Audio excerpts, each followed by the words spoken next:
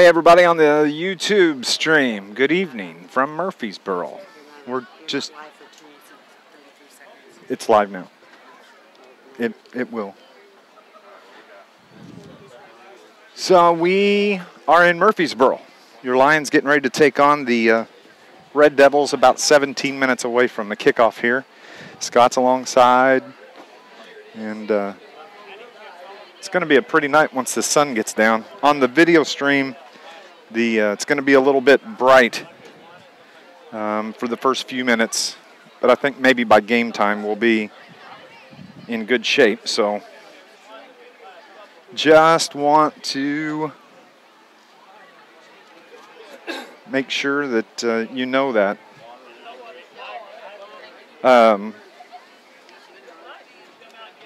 So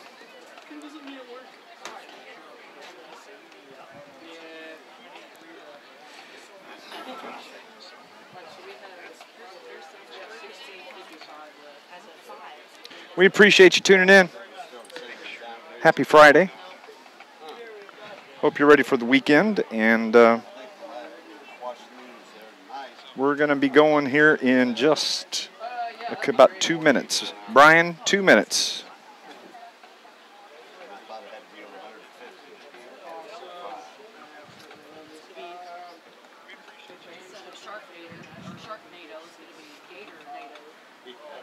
How did I do that?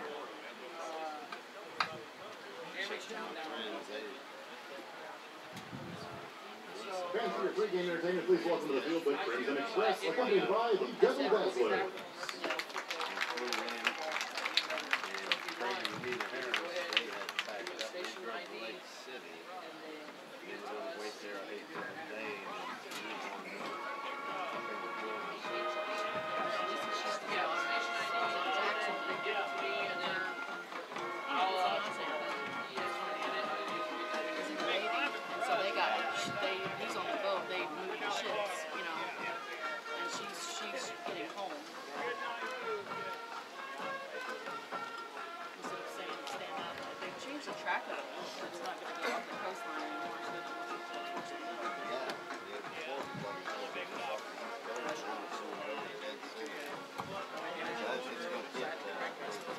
Thank you, sir.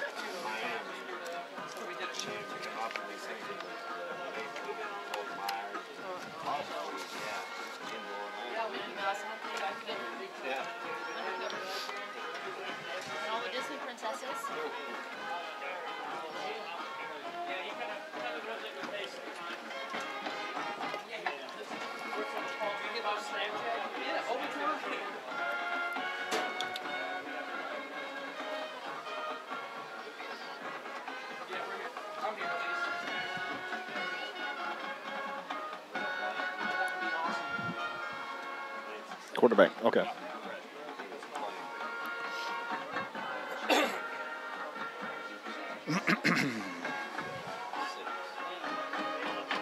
Man, it's nice to be able to hear what's coming back from the station. We don't usually get that.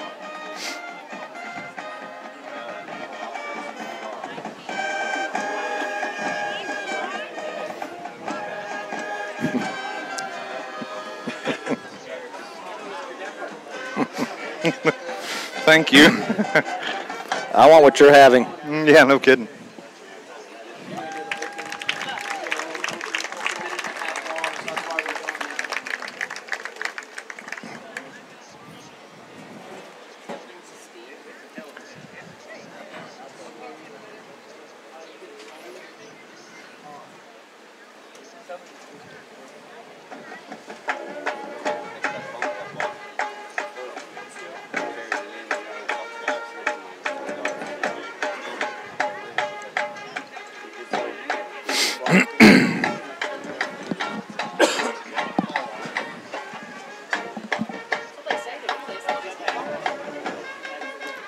Hey, good evening, everybody. It's Dave McKenzie along with Scott Hudson on a Friday night. Scotty, it is week 3 already. Can you believe that? It is hard to believe. It seems like we were waiting forever to get to week 1, and now here we are in week 3, and this is a very big game for both these teams heading into week 3. It is. We talked about it on our Facebook Live earlier from the field, and it was it's kind of like deja vu all over again, I think, as Yogi Berra once said, and is because this is the exact identical record for both of these teams as they come into tonight's game. Carterville 1-1. Murphysboro a year ago was 0-2. Came to Carterville and put the hammer on the Lions in at their home field, and went on, and it was a tough start. Lost the next two and had to fight their way back into the playoffs to get into the playoffs at the end of the year. Yeah, last year's game, if you remember, got over at 12:03 in the morning. Oh, yeah. Those lightning delays. I hate to bring that up. I don't think I'm going to jinx this because there's no clouds in the sky for tonight. But yeah, it is very similar to last year. And you look at Carterville so far this year, they've had their ups and downs in both their games. The win over Benton and obviously the loss last week to Heron. You see glimpses in both games of what this offense for Carterville can do. Very explosive at times, can make big plays at times. Defensively, there's some things that need to be shored up. This Murphysboro team, only 3 seniors, but they have a lot of good young talent. They were tied with Anna Jonesboro last week at 14 at half, and then had 4 turnovers. And I don't know if they were all in the second half, but led to the big blowout AJ win 43-14. So Murphysboro, when you look at, and you hate to say a must win, but when you look at Murphysboro still having to play Heron, still having to play DuQuoin, still having to play, Harrisburg, this is almost a must win for them if they have any hopes of getting into the playoffs. Absolutely. This Lions broadcast, it is brought to you by the Carbondale's Carterville Banking Center. The Bank of Carbondale offers a variety of business and personal banking services, including checking accounts, online banking, and mobile banking. For more information, stop by the Carterville Banking Center or visit their website at tboc.com. Member FDIC, equal housing lender. A week ago, Scott Hudson, I tell you what, I would rather get beat by 29 points than by the 1 point that the Lions got beat by Heron a year ago. It should be easier to come back from a loss like last week instead of the 1 point loss 2 years ago, or last year, I should say. We will find out starting in about 15, 20 minutes. But it was one of those games where Carterville, as Coach Dress said after the game, we were not ready to play. Heron was. Carterville spotted Heron a 21-point lead. And then I thought Carterville really kind of took the momentum, played well, got within a touchdown at least twice in the second half, and had a couple of other times where they could have turned a 2-touchdown deficit into 1, but just mistakes, penalties, just really doomed the Lions. And as we always say in basketball, I think for Carterville tonight, start fast, finish strong, because that's what you have to do, especially when you're on the road. Well, the keys we'll get into in depth here. The keys to win for the Lions tonight. I can tell you that Carterville had a very good week of practice. Despite the loss a week ago to Heron, yesterday, best day of practice, as always. That's kind of how you want it. Build into that game. And the coaches seem to be very happy with the way they practiced through the week, made some changes. Defense is going to have to be on their toes today, but they should be in pretty good shape coming into this game. We're going to go on and take our first break. Also, I had a chance last night to talk to head coach Dennis Trust about this game, talk a little bit about the Heron game.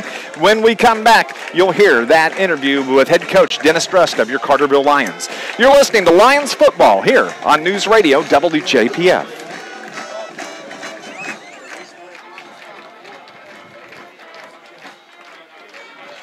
Brian,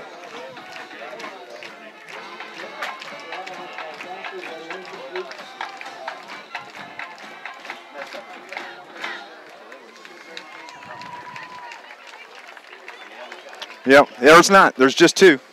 So there are people right in front of, like literally within 3 feet of us, right below us. So it's exactly how it was when we were at Belleville Altoff for the playoff game last year. Not anything I could really do.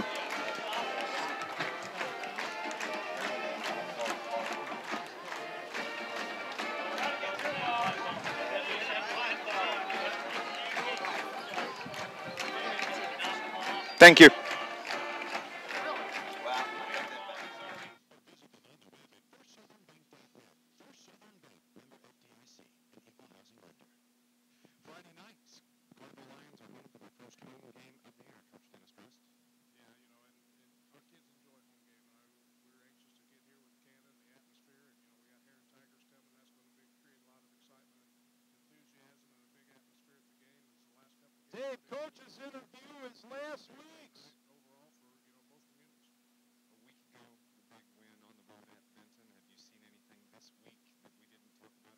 Let's cut out of it then. Cut out.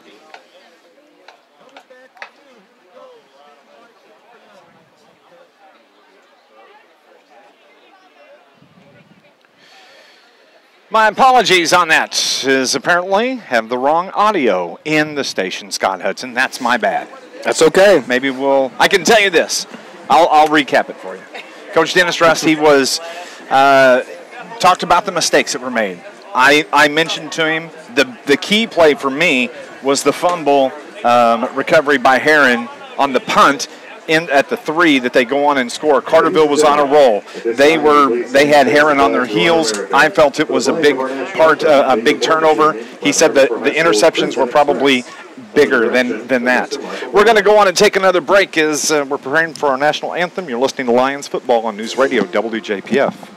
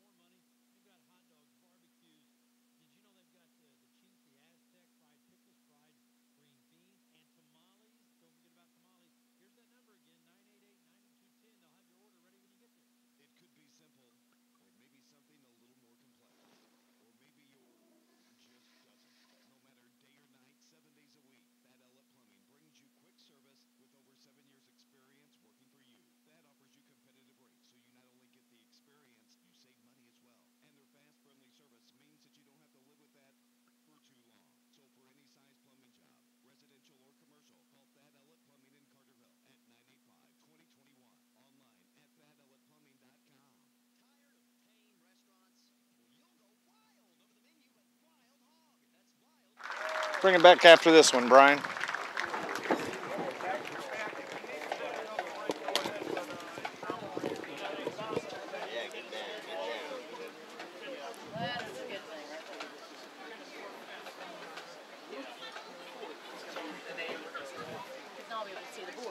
Thank you, sir.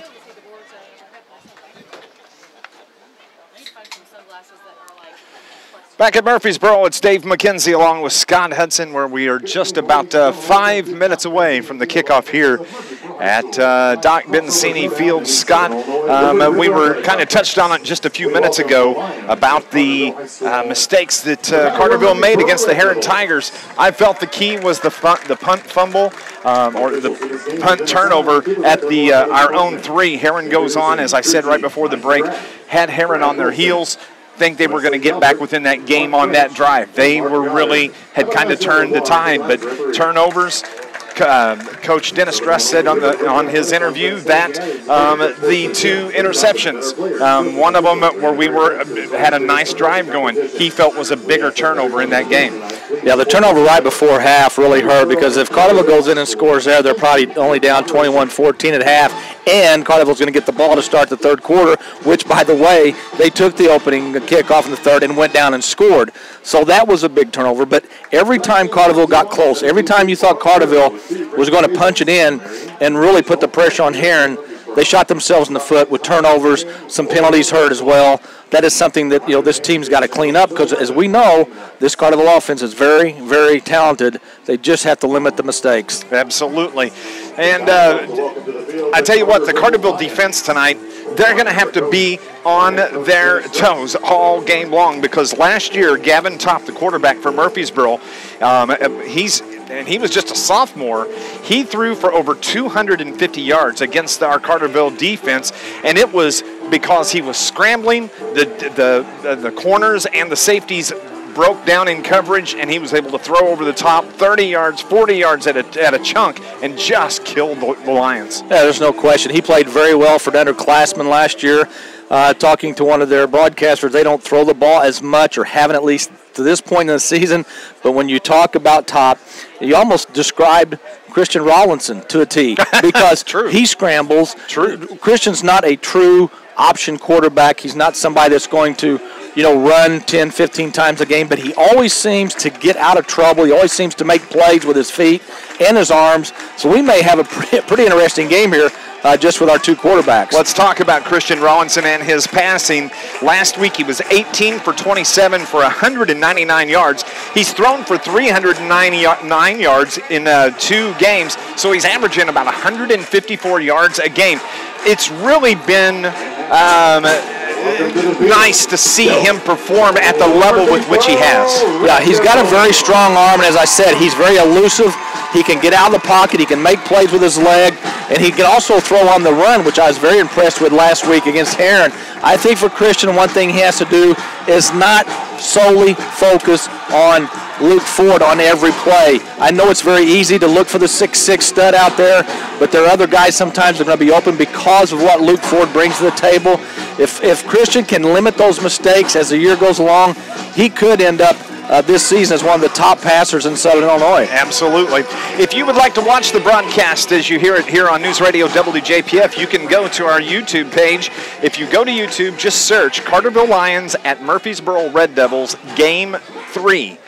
Carterville Lions at Murphysboro Red Devils Game 3. You'll be able to watch and listen to the game. We got the YouTube fired up, and we are ready to go. This Lions broadcast, it's brought to you by Charlie's Air Conditioning and Heating, downtown Carterville for over 30 years. Certified York dealer, and they service all brands. You can call 985-2502, Charlie's Air Conditioning and Heating.com. I believe Murphysboro won the coin toss, but they deferred to the second half. So we will see Carterville's potent offense right out of the gates. And Coach Druss would love to see a long drive that ends with points, because Carterville, if you stop and think about it, they have not played with a lead very much in the first 2 games. They didn't get the lead against Benton until the third quarter. So you're talking about a quarter and a half at Benton, and of course didn't lead at all last week. So let's see what Carterville does with a lead. As a matter of fact, a week ago they were down 21-0 at the end of the first quarter, and did a nice job to even get back and score a couple of touchdowns. And if not for that punt fumble on the 3-yard line, who knows? They might have been able to tie that up, but that was really a momentum-busting play and breakdown for the Lions. Heron went on, to their credit, scored on the 3-yard run by Jay Scotia and never looked back in that ball game. As both teams are out on the field, we are about set for football here in Murphysboro. Thank you for tuning in and joining us on News Radio WJPF, WJPF.com, and here on our live stream this evening. As Murphysboro, Scott said, they are going to kick off to the Carterville Lions. And to the Carterville Lions, we have 2 men deep, and we are getting set as the officials blow the whistle. Everybody is ready to go. Thank you for listening to Lions football here this evening. Short kick, it's taken at about the 20. That's Marcus Lasdinas. He gets out to the 25, and he's wrapped up at the 26-yard line. That's where Carterville's going to start. 1st and 10 from the 26. Yeah, I did a little east and west running, never really turned it up.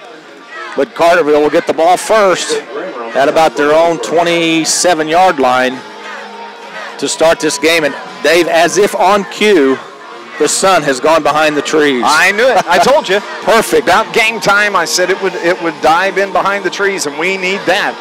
Here come your Carterville Lions after huddling up with Coach Dennis Drust on the far side. Nice crowd here this evening. A beautiful night for football. Murphysboro has a fantastic a crowd here, and as Rollinson is looking to throw, steps up, takes it up the middle, makes a move, out across the 35, out to near the 40, and that is going to be enough. They're going to give him enough for the first down. Yeah, he looked to his left and to his right, and the pocket collapsed, and he just took it up the middle, and we've seen Christian do that many times this year. He's made something out of nothing with both his arms and his legs. 1st and 10 for the Lions. They have it at the... What are they marking that at? The 39-yard line. As Rollinson works from the shotgun, 3 receivers to the right, and he's looking to throw. Looks to his right, throws it across the middle. That is Marcus Lasdinas out near the 50, probably about the 49-yard line, but nice job by Rollinson to get rid of that ball. And he had plenty of time to find an open receiver. Good job by the offensive line of the Lions to give Rollins, not only did they protect him, but they gave him a lane that he could find his open receivers. That little arrow of Marcus Lasdinas as he comes across the middle. It is first down and 10 for the Lions. They have it at the 49-yard line. The give to Lasdinas. Once again, he carries it out across the 45 of Murphysboro, inside the 45. Second down for Carterville. Yeah, all positive plays so far for Carterville.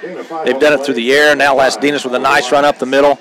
Brings up second and short. Second and 5 from the 45 here as we are just underway. About 11 minutes left here in the opening quarter. No score. Carterville has it. Rollinson has 2 in the backfield. 2 receivers to the right. Gives it to the, that is Brock Tuttle as he spun down short of the original line of scrimmage. That's going to be third down now and 5 for the Lions. Wrapped up by number 65, Kenny Peterin. Ball's at the 44-yard line, 10:38 in this first quarter remaining. Ford's going to split out to the near side by himself and 3 wideouts to the right. And Rollinson has Brock Tuttle in the backfield. He looks toward the sideline. Now he sets, takes the snap. He's going to throw. Looks left side. Now looks right. Has to scramble. Pressure on him, and he's brought down. Nice job defensively by the Murphysboro Red Devils as they drop Christian Rollinson for the loss, and the Lions are going to have to punt on their first possession. Yeah, 2 straight plays of negative yards for Carterville is going to force the Lions to throw. Rollinson, again, had time, couldn't find an open receiver, wanted to get to the outside to make something happen, but he got pulled down at about the Carterville 42-yard line. 4th and 17 for the Lions, and it is going to be the Lions having to punt here on their first possession. Not really what you would have liked to see out of this Lions team. You'd like to see them take that ball down and put it in the end zone. Low snap as it's bounced back. But nice kick for Carterville. That was Colin Lozinski that does the kicking, and Murphysboro is going to have the ball at the 15-yard line. That's where they take over, Scott. Well, let's see what Carterville's defense can do. They've struggled at times this year, especially last week against the run, and Murphysboro relies heavily on the running game this year, more so than the passing game, so the defensive front linebackers got their hands full tonight. So here come your Murphysboro the Murphysboro Red Devils against your Carterville Lions. They are in all red uniforms with white lettering, and of course it is Gavin Topp who is the quarterback. He operates from the shotgun, the junior, as we said earlier, threw for over 250 yards last year. They run that little jet back. It's the sweep. That's the pitch to Hoppenstead as he's off the left side. He's knocked down from behind at about the 22-yard line. It's going to bring up second down for Murphysboro. Yeah, nice run on first down. Going to bring up second and short. Got to the outside and turned it up, but there was several Carterville Lions there to bring him down before he got the first down yardage. Gain of 6 for Murphysboro. 2nd and 4 at the 22 as we are under 9 minutes here in the opening quarter. Murphy sends one man wide right out near on this side of the hash as Topp is at quarterback. The snap gets away, gets behind him. He's got pressure. He's going to be brought down. He is. Nice job by the Lions to put pressure on him after that bad snap. Big loss for Murphysboro. Well, bad snap, and here comes Marcus Lasdinas from the right side. His speed was a big reason why Topp could not do anything once he picked the ball up off the ground. That puts Murphy at 3rd down and 15 from their own 10-yard line, so you can pretty well guess that they may have to pass here. What's going to be the call? One man wide to the far side, but that's it for Topp as he works from the shotgun, puts the ball in motion. He looks downfield, throws it out across. It falls incomplete, and that's going to bring up 4th down for the Murphysboro Red Devils. Nice job defensively to force the punt by the Lions. And Lasdinas and Luke Ford both in the backfield. Topp did not have a lot of time to find an open receiver. So Murphy's going to have to punt. Both teams identical in what the end result is of their first possession. And nice job by the Lions there to force the punt. This Lions broadcast brought to you by the City of Carterville, Mayor Brad Robinson, and the entire City of Carterville, proud sponsors and supporters of Carterville Lions sports.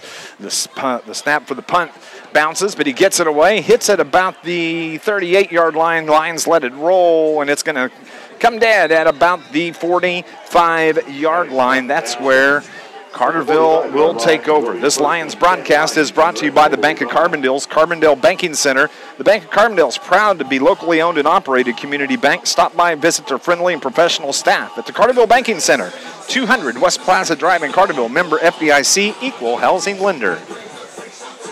Carterville had a nice drive going on their first possession. Then it stalled. Carterville's going to be probably going to be more pass heavy than run. But I think with Carterville, the passing game will set up the running game. Rollinson works from the shotgun. That is Harley Vaughn in motion, but they give it. No, Rollinson's going to keep it. He's brought down from behind, but there's a flag, maybe a horse collar. I don't know. He kind of grabbed him up high as they drop him for the loss, but there's a flag that's at the 50-yard line. Yeah, there's several things it could be. Horse collar, face mask. Maybe a holding. See one of the Carterville linemen clapping, so it's got to be on Murphysboro. As the ref steps, it is going to be face mask against Murphysboro. So a big penalty. Is it going to be the 5-yard variety, or are they going to mark off more? It's going to be the incidental. Nope. More than that. Oh, it is just incidental from the original line of scrimmage. So it's going to bring up 2nd down and 5 for the Lions as the ball sets right on the 40-yard line. And Rollinson had nowhere to go after he faked the ball into the middle, went to his right side, and there was nothing there. Thank you for joining us here this evening. Beautiful night for football in Southern Illinois. All sorts of games taking place as the Murphysboro coach been talking to the side judge nearest us. The side judge tried enough to go out and talk to the ref. I think they're asking about where the penalty was marked off from. I think the penalty is supposed to be marked from the spot of the infraction. And that was about a yard behind the line of scrimmage. So, and I think they marked it off from the line of scrimmage. So we'll see if they change that. Yeah, that's what they're going to do.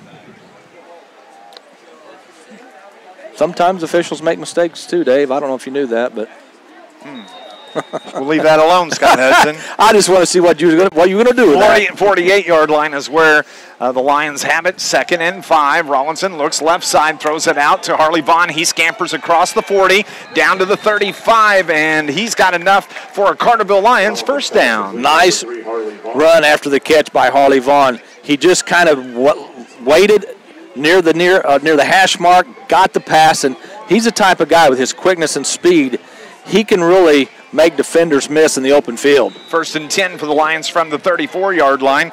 This will be the 4th play of this drive, and no score here early on at Doc Bensini Field in Murphysboro. As Rollinson, he keeps it, takes it off the right side, across the 30, down inside the 30 to about the 27-yard line. Rollinson with a big run, gain of about 7.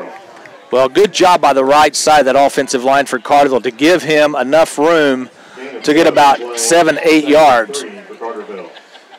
Scoreboard marks it as a gain of 8, 2nd and 2 from the 27-yard line. As the Lions, they look toward head coach Dennis Drest on the far side. 1 man split to the left, near side, 2 to the right, including Luke Ford. As Rollinson gives it to Cameron Mead. He's across the 20, down inside the 20, stays on his feet, fights his way down to about the 15-yard line. Love Cameron Mead. He's a scrapper. I'll tell you what, he got popped, stood straight up, and just spun away and got a couple extra yards. That's what you call toughness. That is tough, but he's a scrapper, and that's how he is in practice. That's how he is in games, and I really enjoy watching Cameron play, as it is enough for a Carterville first down. The ball is at the 18. Carterville has something brewing here, Scott Hudson. Well, you want to finish this good drive with points. You don't want to leave any points out there. 2nd or first down for the Lions, as that is the give. I believe that may be Cameron Mead again. He fights his way to about the 15-yard line. Gain of about 3 for Carterville. Just keep the chains moving. It's all you ask. It's all you ask. 3 on the play, 2nd and 7. This is a nice drive for the Lions. And they're setting up with this running game. They're able to run the ball, which down the line, that's going to help the passing game.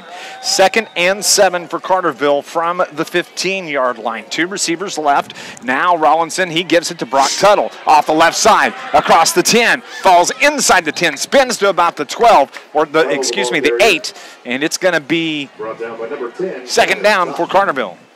3rd down for Carterville.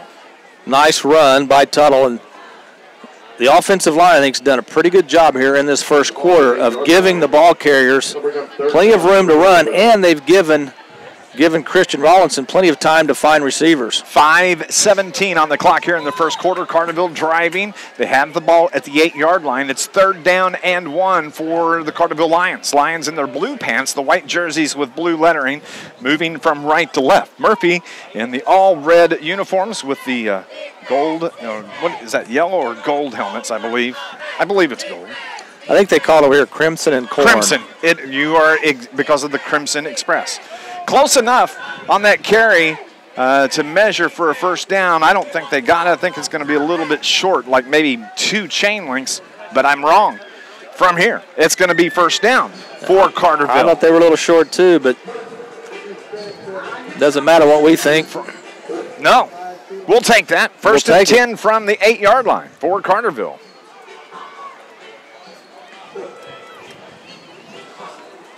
So that sets up a different play for the play call for Dennis Drest. What does he have in store? 2 running backs in the backfield. Cameron Mead to the left and Brock Tuttle to the right of Christian Rollinson. Near side receiver is Colin Lazinski, and on the far side you have Luke Ford and Justin Johnson spread wide right.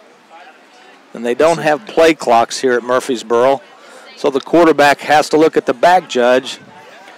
He will signal when there's 5 seconds left on the play clock. They're having to put time back on the game clock, I guess. 5:21.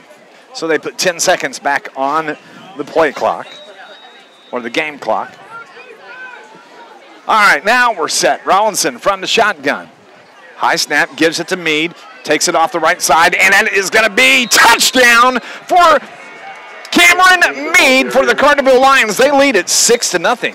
Nice job by Mead to follow his blockers. He didn't try to do anything that wasn't there. He waited for the hole to open up, and Mead did a nice job. The senior running back gets Carterville Lions on the board first.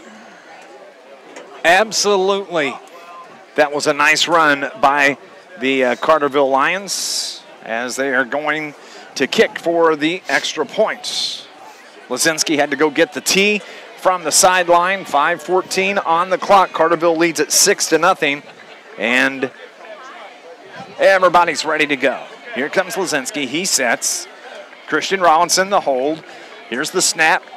Hold is down, kick is up, and it is good. 7-0, Carterville. They lead Murphysboro with 5:14 on the clock. You're listening to Lions football on News Radio WJPF. Once again, the Red Devil Athletic Department would like to acknowledge the fine folks at Vogler Ford, especially Dennis and John Rochton and Bill Mingus for providing tonight's referee escort. Be sure to visit them in Carbondale.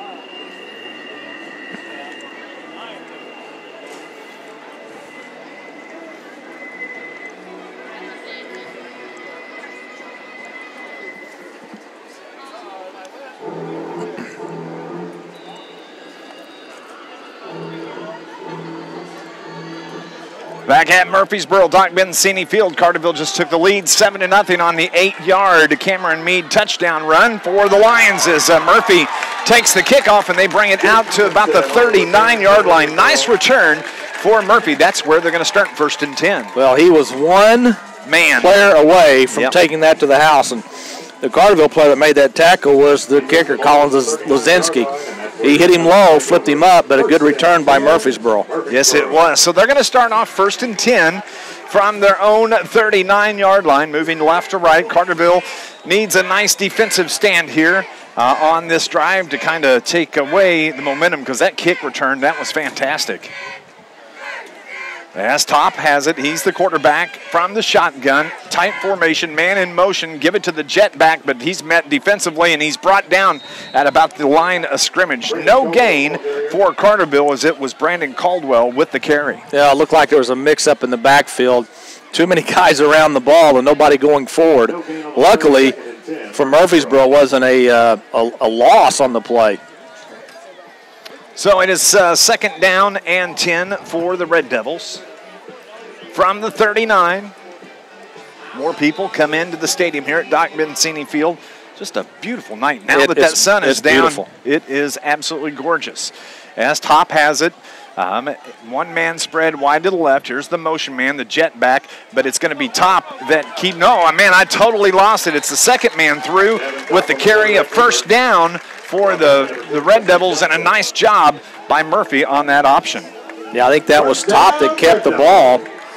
Well, that's what I thought. Well, how did he get out there? I missed that. A nice job of reading the defense and pulling the ball back and keeping it himself, and that's Murphysboro's best offensive play of the evening. And that's their first down of the evening as well. So Top, who wears number 10, he's the quarterback, Gavin Top, the junior, from the shotgun. He drops back. He looks to throw. Short pass out near side at the hash. And it's Gibbs that is with the catch, and he's knocked down inside Carterville territory at about they're going to mark it at about the 42-yard line, but short of a Carterville 1st down, or a Murphy 1st down. Yeah, Dylan Moore missed a tackle, but he got help on the near sideline and kept him from getting a 1st down.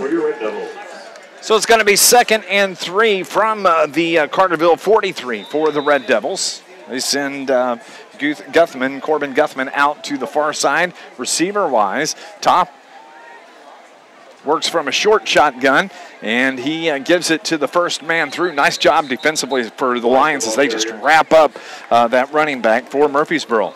Couldn't get a number on him. Not actually, there we go. Corey Bly. Hayden Vaughn, Shane Sizemore both in on the tackle.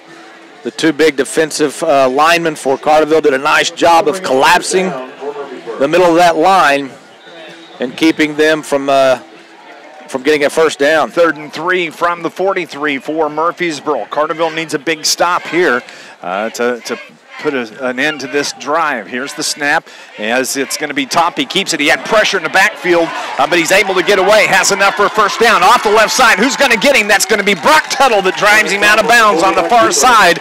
Man, Gavin Top did a nice job escaping that pressure in the backfield. Hayden Vaughn, the defensive tackle I just mentioned the previous play, had a chance to bring him down, but he went at his ankles. He kind of high-stepped out of it and picked up big yards, and Murphysboro is down to the Carterville 31-yard line. Excuse me, I'll take that back. Down to the 26-yard line. Missed it by that much. Yep. Nice job, though, by Gavin Top to get away from that pressure. So here are the Murphysboro Red Devils in deep inside Carterville territory from the 26, 1st and 10. Top takes the snap. He wants to throw. Pressure being applied. Dumps it across the middle. It falls incomplete. And it's going to bring up 2nd down as that intended receiver. That was A.J. Grammer. They just couldn't connect, bringing up 2nd down. Yeah, I think anytime Top goes back to pass, you're going to see Luke Ford on the left defensive, from his left defensive end position, just pin his ears back and come back. Top's not going to have a lot of time to throw the ball, especially to his right, because A, he's got Ford beating down him, and B, Ford's got a wingspan of a 747, so he gets those arms up there, you're not going to be able to throw over it. Yes, he does. You are exactly correct.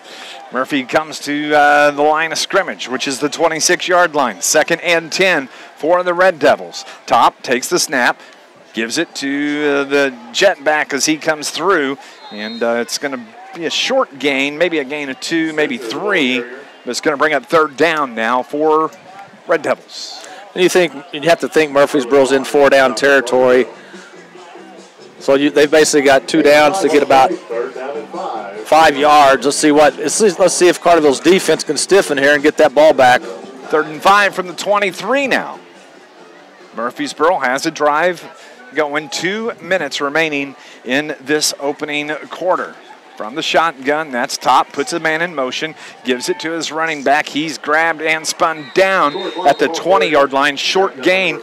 Nice job defensively by the Lions. They're forcing a 4th down. Yeah, Brocktello came up from his linebacker spot and made a nice tackle. 4th, and we'll call it about 3, maybe 4. 4th and 3 officially from the 20. And this is where a guy like Top is very dangerous. He can hand the ball off, he can run, and he can throw the ball, so you really don't know. You really can't key on any one thing on 4th and short. So what will happen here? Big defensive play for the Lions. Top, he takes the handoff. He rolls out, and he's got pressure in the backfield, and he's brought down. And I think he tried throwing the ball, but they're going to say it was a loss. Nice job by the Lions on that 4th down, and Carterville takes over from there. Hayden Vaughn made up for the missed tackle in the backfield a while ago with a big sack on Top. Top's almost got away, but Hayden brought him down, and Murphysboro has to turn the ball over on downs. So Carterville has it with 1:12 on the clock. They have it 1st and 10 from the 20-yard line. And you know, Dave, we've played almost a quarter yet, and Luke Ford has yet to touch the ball on offense. I got to believe that's probably not going to happen very much longer. Hey, this Lions broadcast brought to you by Coldwell Banker Preferred Realty is happy to support the Carterville Lions. There's a reason that we are preferred. Find out why. Located on West Plaza Drive in Carterville. There is Rollinson. He keeps it, tries to take it off the right side, and he's buried, picked up, and just slammed to the ground. A loss of a little bit for the Lions. It's going to be 2nd down. Well, the few times Rollinson has tried to go to the outside, there's been nothing there. Murphysboro, the left side of their defense, has come across the line of scrimmage, turned the play inside, and then made the tackle. 2nd and 11 from the 19. From the 26. It's from the 26-yard line. I don't know what I was looking at. Here we go. Rollinson's ready. 3 receivers spread left, 1 to the right side. He bobbles the snap, gathers it up on the hop, escapes some pressure, scrambles back to the right. Rollinson, he's going to keep it. He's going to get a 1st down and maybe more. Get him down. There they do, but it's short of the 50. Wow, I love watching him run. Again, he escapes something that should have been a loss. First of all, give him credit for picking up the bad snap. And then he got away from pressure on the right side, the near side. Then he got away from pressure on the far side. Got to the far side, and there's also a penalty marker down, and I think it's horse collar. It is. So that will add on to the play. So Rollinson he makes plays. That's all. You know, when there's problems in the backfield, he always finds a way, it seems like, to get out of it and make big plays, and he did there. You know what they say? Big-time players make big-time plays. Yep. And he has proven to do that so far this season for the Lions. So it's 1st and 10 deep, or now they push it into the 40-yard line, deep into Murphy territory. Carterville has something brewing here. 15 seconds remaining on the first quarter clock. Carterville in no hurry to get a play off, and as a matter of fact, I think they're going to let the clock run to 0. They will. We'll take a break. Carterville leads at 7-0. We're heading to the 2nd. You're listening to Lions football here on NewsRadio WJPF.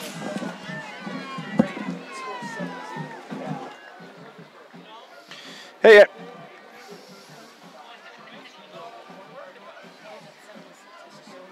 Fans, please direct your attention to the gate located at the 50-yard line in front of the home grandstand. Farmers Agency owner Lisa Graham is proud to support Murphysboro High School and our community. How about a nice round of applause as Lisa presents the Murphysboro High School Red Devil Athletic Department with a generous contribution. That's about all we got, Brian.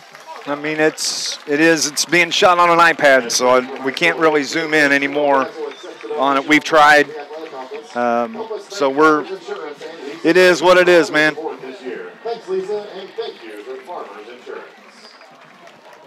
Thank you. Fans coming up at halftime, the Devil. Loss on this date in history.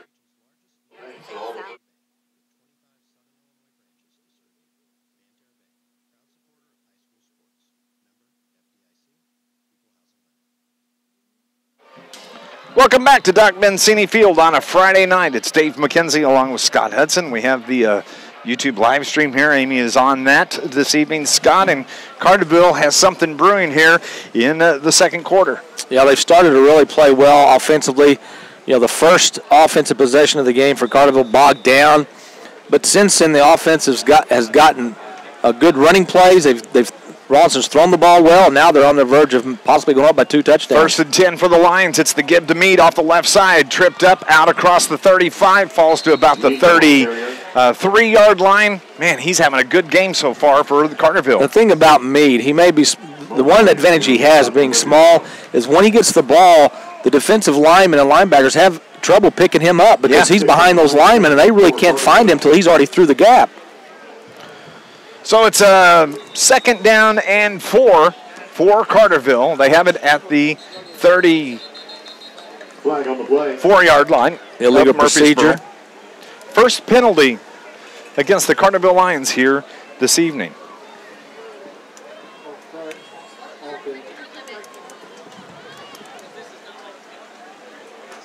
That's one thing Carterville does not want to do is shoot themselves in the foot with penalties, turnovers. You know, you want to keep this. You know, you've got the lead. You haven't had a lead for many minutes this season, and you'd like to put another touchdown and go up by 2 touchdowns on this Murphysboro team. So it's 2nd and 9 now for the Lions. Rollinson looks to throw, throws it across the middle. Luke Ford was intended receiver. He overshoots him, falls incomplete, bringing up 3rd down now for Carterville. Yeah, Rollinson threw that just a little too far and a little to the outside of Ford. If he throws that more towards the middle of the field and just a little lower, Ford's got that pass because he had at least 5-6 inches on the defender. So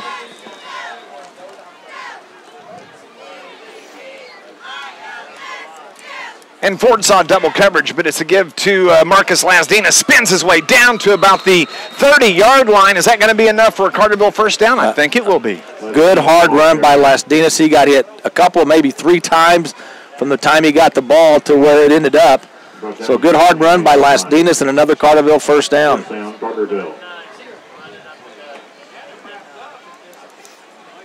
1st and 10, Carterville from the 29 now. As Rollinson, he keeps it, scrambles up the middle, met and driven straight back to about the original line of scrimmage. It's going to bring up 2nd down for the Lions. Yeah, Rollinson hasn't had a lot of time to find an open hole when he's tried to run the ball off the option. He's gained the most yards when he's scrambled out of the pocket.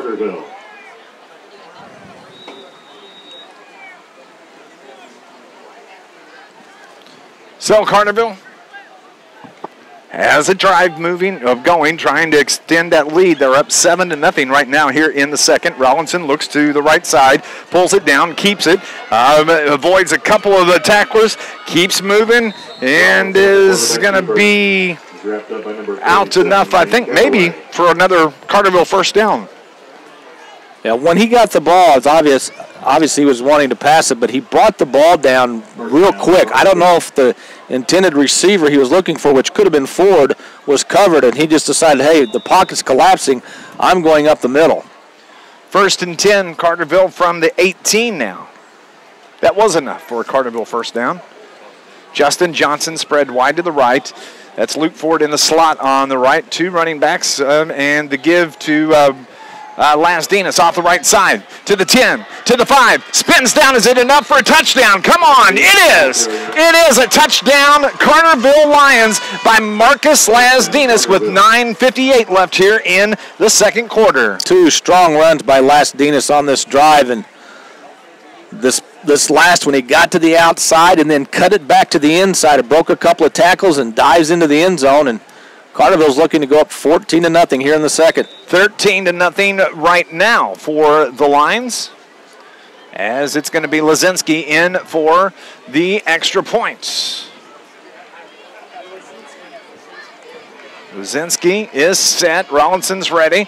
Takes the snap, low snap, is able to get it down, And the kick is up, and it's good. Carterville leads it 14-0 with 9:58 left here in the second quarter. You're listening to Lions football on News Radio WJPF. $1 vouchers for fans this evening here to be used towards the concessions purchase during tonight's game. Murphy Wall State Bank supports high school athletes and the communities they serve. Like them on Facebook. Again, thank you to Murphy Wall State Bank. How about that, Lions fans? Yeah, 14-0. That's something a little different. Yes, it is. I cannot get. Kyle Davis, Chrissy Hagney, Roxy Evans, Eric Lambert, Josh Rakers, Candace Knight, and Bailey Thompson. Thank you to Murphy Wall State Bank. Yeah, that's why I had it over here. Well, I would have dealt with it.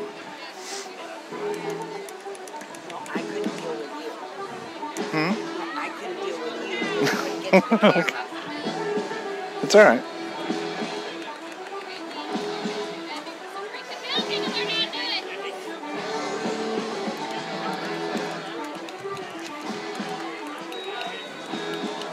Welcome back to Murphysboro. Carterville leads at 14-0 here in the second quarter. Short kick by Carterville. It's taken by one of the up men for Murphy, and they're going to have it 1st and 10, just short of about the 40-yard line. Justin Cross, the junior, came up and made a nice tackle on special teams. Murphysboro will have good starting position at their own 37-yard line.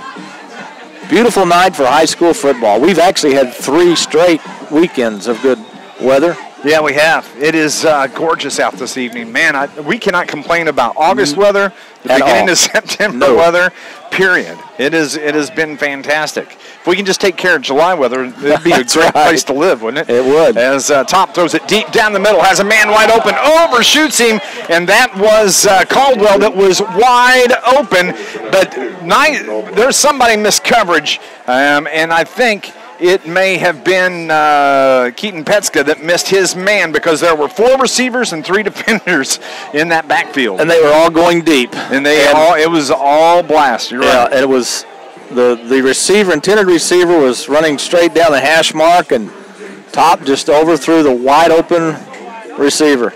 Well, I mean, he was wide open. Don't let that happen again, as it's 2nd down and 10. Top.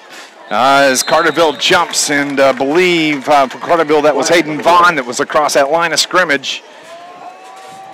For Carterville, it's going to move the ball 5 yards, bring up 2nd and 5 now for the Red Devils.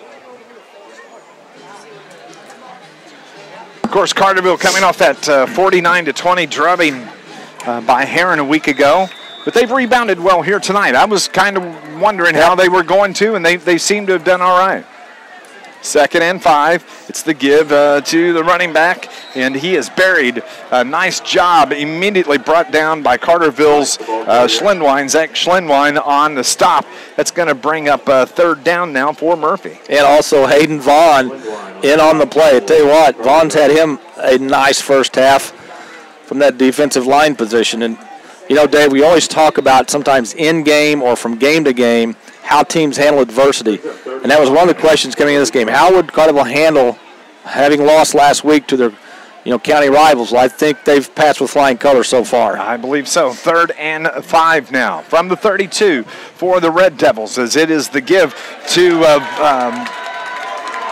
on the far side. That was Caldwell that was pushed out of bounds. I believe that was Dylan Moore that finally got a hand on him and shoved him out of bounds. But a nice big run and a 1st down for Murphysboro. Well, it looked like Carterville was in an all-out blitz up the middle, and the perfect play to call on that is to the outside. And they ran it to the outside and picked up big yards, but they do have a player down on his back on the field. We're going to go on and take a break here while they work on him. Carterville leads it 14-0 with 9 minutes left in the second quarter. It's Lions football. News Radio WJPF.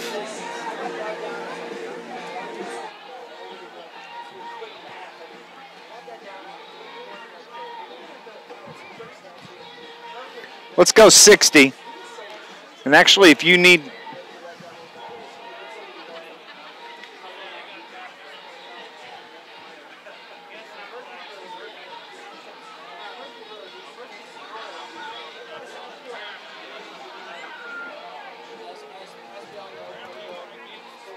Okay.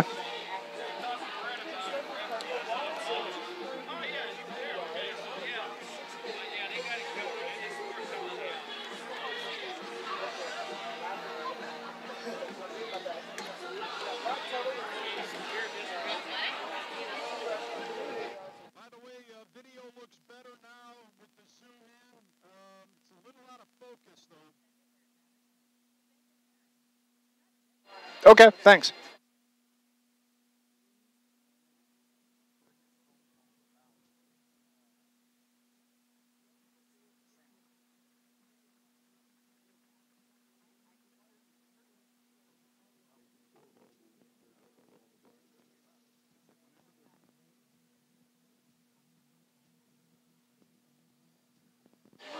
Back at Doc Bensini Field on a Friday night, I'm Dave McKenzie. Scott Hudson here as the Murphysboro player is helped to the bench.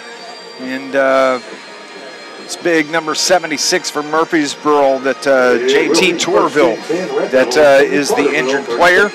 But Carterville has it, or excuse me, Murphy has it at the Carterville 37-yard line. It is 1st and 10 for the Red Devils. Top from the shotgun, tight formation, one receiver spread to the right. He's on the far side. Top keeps it, scampers across the 35, and is down near the 30-yard line.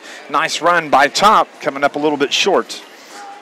Now they run this option. It's a little deception here, a little deception there, and linebackers really have a tough job. They've got to try to find that football as soon as they can and go up and try to make the tackle. 2nd and 5 now for Murphy from the 31-yard line. Clock shows 8:32 left here in this first half.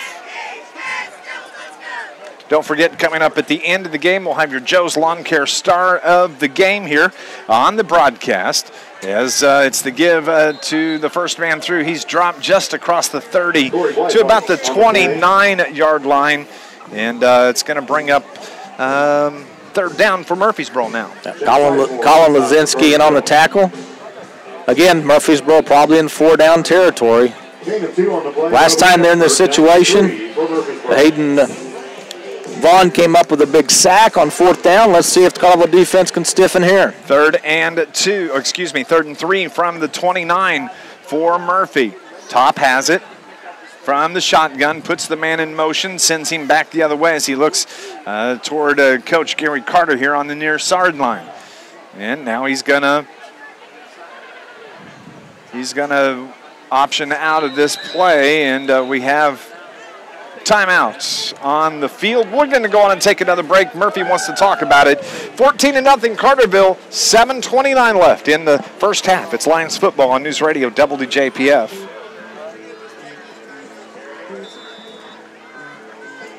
Anybody sending you any scores? I haven't gotten any. I've got a couple. Just 30 here, Brian. Just 30, please.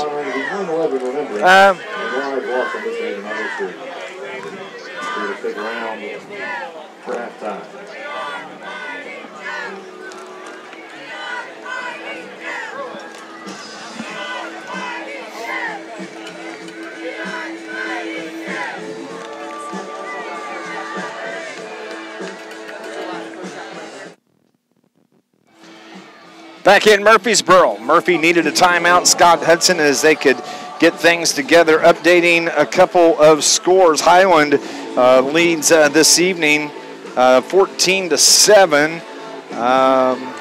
That's at Marion. Waterloo up 2-0. They must have had a home run. That is, yeah. Or maybe a single. Yeah. Up the middle. Scores 2. Murphy has it. 2-0. That's strange. 3-3, or 3rd down and 3, not 3-3. It's the pitch to the jet back. He is going to be brought down at about the 26-yard line, but I can't tell if he's going to have enough for a first down. They may have to measure on this one. It's going to be close. It looked like he was going to be stopped for no gain because Carterville did a good job of stringing that play to the outside, but he stopped on a dime, went straight, and picked up what, it's going to be close enough to measure, but he got yardage out of something that probably didn't think he was going to get anything out of. This Lions broadcast is brought to you by Charlie's Air Conditioning and Heating in downtown Carterville for over 30 years, proudly supporting the Carterville Lions. 985-2502, Charlie's Air Conditioning and Heating.com. Don't forget, after every Carterville home game, if you're looking for a little post-game place to go, why don't you stop by the Wild Hog right there off the new frontage road in Carterville. Stop by, see Bob, check out the specials they have. This week, if you come in wearing Carterville Lions gear, hats, shirts, whatever it is, you'll get 10% off your bill all week long. That's all the way until next Thursday.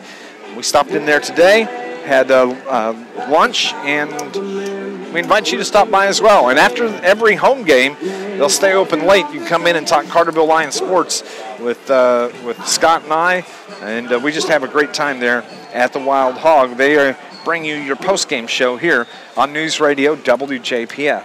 So here's Murphysboro with the football. They have it 4th and 1 now from the 27. It's the give to the first man through. Can Carterville stand him up? I think he had enough, but the ball is loose. Ball is loose. Carterville picks it up. Is that Brock Tuttle? No, that's Luke Ford. As he is out to cross the 20, but the whistle from behind. Oh, and he's brought down after the play in the end zone. I think Luke was going to take it to the house to make sure. And the defender wasn't wanting Luke to take it to the house and make sure, so it's all right. Yeah, I could hear the whistle. I knew the play was dead. Is Carterville going to get the ball? It's going to be close. He needed less than a yard, and I think he got less than a yard. But they hadn't blown the whistle until after the fumble. And I saw Dennis Druss, the head coach for Carterville, throwing his hands up in the air. They did not blow the whistle. That play was live when that ball came out. They had not blown the play dead because he hadn't been completely stopped. Carterville got a wrap on him, but it had not been blown. If they don't give this to Carterville, that's a terrible mistake by the officials. Well, where they spotted the ball, it's going to be short of a first down. And they're not even going to measure. So, excellent. That's how it should be. That's Carterville football. Yeah, I'm having a hard time determining if, A, they're calling this, they stopped the runner before he got the first down, or when Carterville got the ball, Carterville had, I guess Luke Ford, I was going to say maybe somebody for Carterville had gotten the ball and his knee was on the ground. Well, then I'll say this. If this is the case, which it appears that they're saying they didn't get the first down, that's a terrible call for Murphy's on behalf of Murphysboro because he had enough for the first down. I thought he did. But it's going to be Carterville football with 6:54 left here in the second quarter. They have it at the 26-yard line. As Rollinson gives it to Brock Tuttle, I believe that's off the left side. He falls forward for a gain of just a 2. I thought he had that first down run by a yard. But then the ball comes out. Carterville recovers for Murphysboro. That's not a good call. Yeah, it could very well just boil down to as a bad spot. I mean, if it wasn't a fumble where they spotted the ball, I thought he had the first down, but it benefits Carterville. So Carterville has it. Rollinson has 3 receivers spread to the right hand. He looks to throw. Throws it out deep, looking for Ford. The ball almost picked off. Ford had it fall off his fingertips, but the defender, I don't know who that was. That ball could have been picked off and taken back for 6, but it's going to give Carterville another chance. Third down here with 6:15 on the clock. Yeah, Ford went about 10 yards from line of scrimmage and came to the near sideline, and he had 3 guys around him. Meanwhile, while that's going on, Justin Johnson is running down the field by himself down the near sideline. That's a play they might look at halftime and tell Rollinson, hey, pump fake to Ford and then look for Justin Johnson going deep. Well, I think there's one thing that might be said about Christian Rollinson is when you've got a big 6'7" tight end that's the #1 recruit in the country, and you might tend to lock in on him as your receiver and waiting on, because he's going to get open. As the run by Carterville doesn't gain anything, and actually there's a flag in the backfield, so probably some chatter. I would imagine probably a personal foul. Yeah, that was not a good possession by Carterville. You just got the ball back the second time in this first half you stopped Murphysboro on 4th and short. You had the momentum and nothing in 3 plays. And then you get the penalty tacked on to that. So Murphysboro should get good field position after this punt. Not what you want if you're a Carterville Lion coach or fan or player. Let's see where they wind up spotting the ball. That's a big personal foul penalty. That's a 15-yard penalty, pushing Carterville all the way back inside their 15 to about the 13-yard line. And so it's going to be 4th and forever. That's long, all right. It's the 13-yard line, 4th down. Have to get a calculator out to figure out. 4th and 25. Williamson County. 4th and 25, according to the calculator. Carterville's going to drop the kick or the snap, but he gets the punt away, and it's going to bounce its way out to about the 49-yard line where Carterville touches it, and that is where Murphy is going to have it. 5:44 on the clock, and Carterville up 14-0. They needed that drive. Would have liked to see him get more out of it. But Murphy now in Carterville territory to start this drive. Yeah, Murphysboro's got great starting position here, and they really dodged the bullet. If Carterville goes down and scores, makes it 21-0 here before half, it's then it becomes a mental game for Murphysboro. You've already lost 2 games. You're staring at your 3rd loss in a row, and Carterville really could have put a little heat on Murphysboro to score, but Murphysboro's still in this ball game. Murphysboro with the football. Top gives it to the man in motion, and he is brought down after a gain of about 2. That was Latrell Spencer with the carry. It's going to bring up 2nd and about 8 for Murphy. Lozinski, Lasdinas both in on the tackle. Gain of 2 on the play, 2nd and 8 for Murphysboro. From the 47-yard line. Brian had told us that maybe some of the crowd noise that you hear on the broadcast is very loud. Really not anything we can do about it. It's just what's coming through our mics as Murphy has it. They are able to get outside, driven out of bounds with the carry. That is Corey Blythe, number 17. And he's forced out of bounds by the Carterville defense, but first down, Murphy. Yeah, Harley Vaughn literally wrestled him out of bounds. But a first down for Murphysboro. And 5 minutes to go in this second quarter. If Murphysboro could get in the end zone before half, remember, they get the ball to start the 3rd quarter, so they would have all the momentum coming out of the half. That was a gain of 11 by Spencer. 1st and 10 now from the 36. Murphy has something cooking here as we're working our way toward halftime. Top gives it. He's going to keep it, takes it off the right side. He's across the 30 to the 25, and he's wrestled down near the 20-yard line. Enough for another Murphysboro first down. Now Luke Ford turned him to the inside, then Luke tried to catch him and couldn't.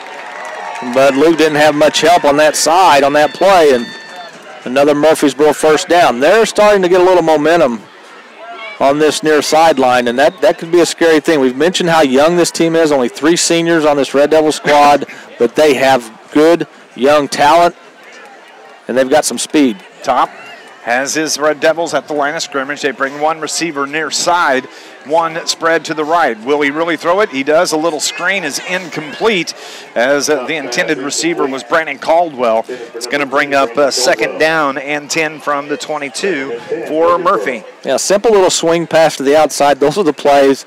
You have to connect on those. I mean, that's a high percentage pass. And although Dylan Moore, I will say, did a good job of getting around his blocker, and he may have disrupted that play.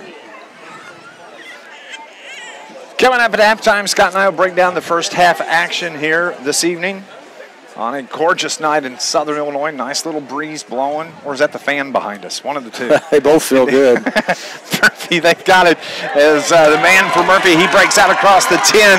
He able to fight his way down inside the 5. I didn't get his number, but no, that is Latrell Spencer that has Murphy at the 1-yard line with a chance to get on the board here in the second quarter. Well, he broke 2 tackles, 1 at the line of scrimmage, 1 about 5 yards past the line of scrimmage, and then he drug a couple of late flag on the play. Would-be tacklers with him down inside the 5. There's a flag on the play as well. And we're waiting on the call from, it's a personal foul against Carterville. That's 2 personal fouls on this drive alone. You cannot do that. Now, Carterville's a team that's up. They should be the one playing with a level head. They should be the one playing with confidence. Ball sets at the 1-yard line. Big game tonight is Heron at DuQuoin. DuQuoin leads at 14-9 at the half. That game is in DuQuoin. Heron's had all 3 of their first games on the road. Murphy has it. First and goal from the 1. Top. From the shotgun. Ball's on the ground. Carterville got it. I think they fell on top of it. I think Carterville has it. Oh, there's no signal. It is Carterville's ball. Carterville falls on the bobbled snap by Top, and Murphy a prime opportunity to get on the board. They lose possession on the turnover. Carterville is going to take over at the 5-yard line. What a huge turnover for Murphy. Murphysboro had 4 turnovers last week that, in part, cost them the game against AJ. I don't know who recovered the ball for Carterville, but it looked like at least 1, if not 2, of the Carterville defensive players guessed on the snap count because, I mean, they were in the backfield almost before the ball even got to Top. I think they guessed right, and Carterville's got the ball back. I kind of thought maybe the ball was snapped early. The Top wasn't actually looking ready for the snap, and it hit his hands, but it fell right at his feet. But whoever it was, it got in quickly for the Lions, falls on it. So a huge turnover. Carterville now has an opportunity maybe to run out this clock in this first half. They're already up 14-0. Rollinson gives it to, I believe that is Lasdinas, who spins his way out to about the 8, maybe 9-yard line. I don't know if they're getting the 9 or not. Second down now for Carterville.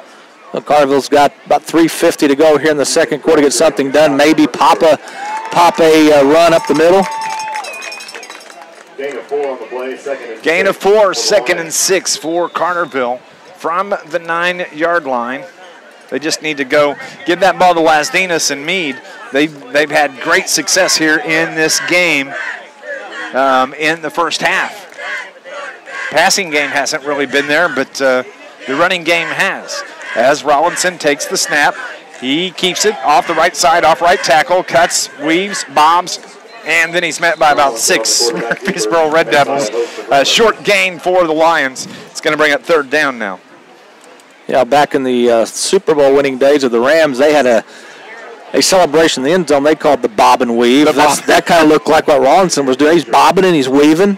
3rd and 6 now from the 14-yard line. 2:55 on the clock, and the clock continues to roll. 14-point lead, Carterville. Carterville seems in no hurry. I think what they're going to do, they're going to run the clock down, and then Coach Dress is going to call a timeout. Nope, I guess not. They're running the clock down. They're taking it, and yep, he looks for the back judge to give the time, and Rollinson's able to scramble his way enough for a first down. They're going to move the chains, 1st and 10 for Carterville. Yeah, I think at some point I would take a chance downfield. I would have Ford come. Kind of lull him to sleep, you're saying? I think I would have Ford come down, do what he did a while ago, go about 10 yards, cut to the outside, pump fake that throw, and then look for somebody like Justin Johnson going deep. 1st and 10 from the 17 now. 2:18, 17, 16 on the clock until we reach the half. Dave McKenzie along with Scott Hudson. Doc Bincini Field in Murphysboro as Rollinson takes the snap. He's going to keep it off the left side, gets it, cuts it up, gets to the outside, and he's brought down right at the chain. That may be enough for a first down. Well, there's also a penalty flag, and where it was thrown, that would lead me to believe it might be a face mask. I didn't see another Carterville player over there where it might have been holding, but we will find out. It is against Murphysboro. Horse collar, I think is what he indicated. That's the second one this game, this half. It is the second. So that's going to be first down for Carterville. and they're going to tack some on. Nice strong run by Rollinson as he followed his blockers out, was able to get enough for the first down on his own, but then tack on the penalty. Carterville now has it at the 41-yard line with 1:58 showing on the clock. And I don't think Carterville's used a timeout, so they've got all 3 left. Rollinson takes the snap, looks to throw, throws it left side. That is Lasdinas, I believe, out for a gain of about 8-yard line. Actually, that's Dylan Moore. Or Dylan Moore, number 2, rather. I need to change my left contact. I've noticed this about midway through the first quarter. My right one is good. My left one a little fuzzy. You're doing fine, Dave. You're doing fine. 2nd and 2 from the 49-yard line of Murphysboro. Rollinson throws it across the middle. Luke Ford is there. He's got it at the 33-yard line. Breaks away across the 30 to the 25. 1, 2, 3, 4, 5. Murphysboro Red Devils to bring down the 6'7" tight end for Carterville. Well, he took a lick, but he gave a lick. And one of those players from Murphysboro that hit Ford is on the ground. A little and slow. He's coming off the sideline. But if Luke gets his body turned towards the ball and he's got the defender on his back, there's really no way you can stop that. You just have to let him catch the ball and then hopefully bring him down. At the half, Waterloo leads Carbondale 9-0. Marion, who are they playing tonight? Highland. They're all tied at 14 in Marion. Highland is ranked, I think, 4th in the state in 5A. Coach Kerry Martin and his Wildcats doing a good job against Highland here this evening. Rollinson has it, 1st and 10 for the Lions. Throws it left side. That's Lasdinas. He has it, and that is going to be a touchdown for the Carterville Lions. Nice pass from Rollinson and a nice catch from Lasdinas. Lasdinas has had a heck of a first half for Carterville, and remember, this drive started at their own 1-yard line, and they took it straight down the field and got a big touchdown here right before half. Nice throw, nice catch, good drive. Nice job by the Lions. Rollinson gets the read, and he is going to be holding the extra points.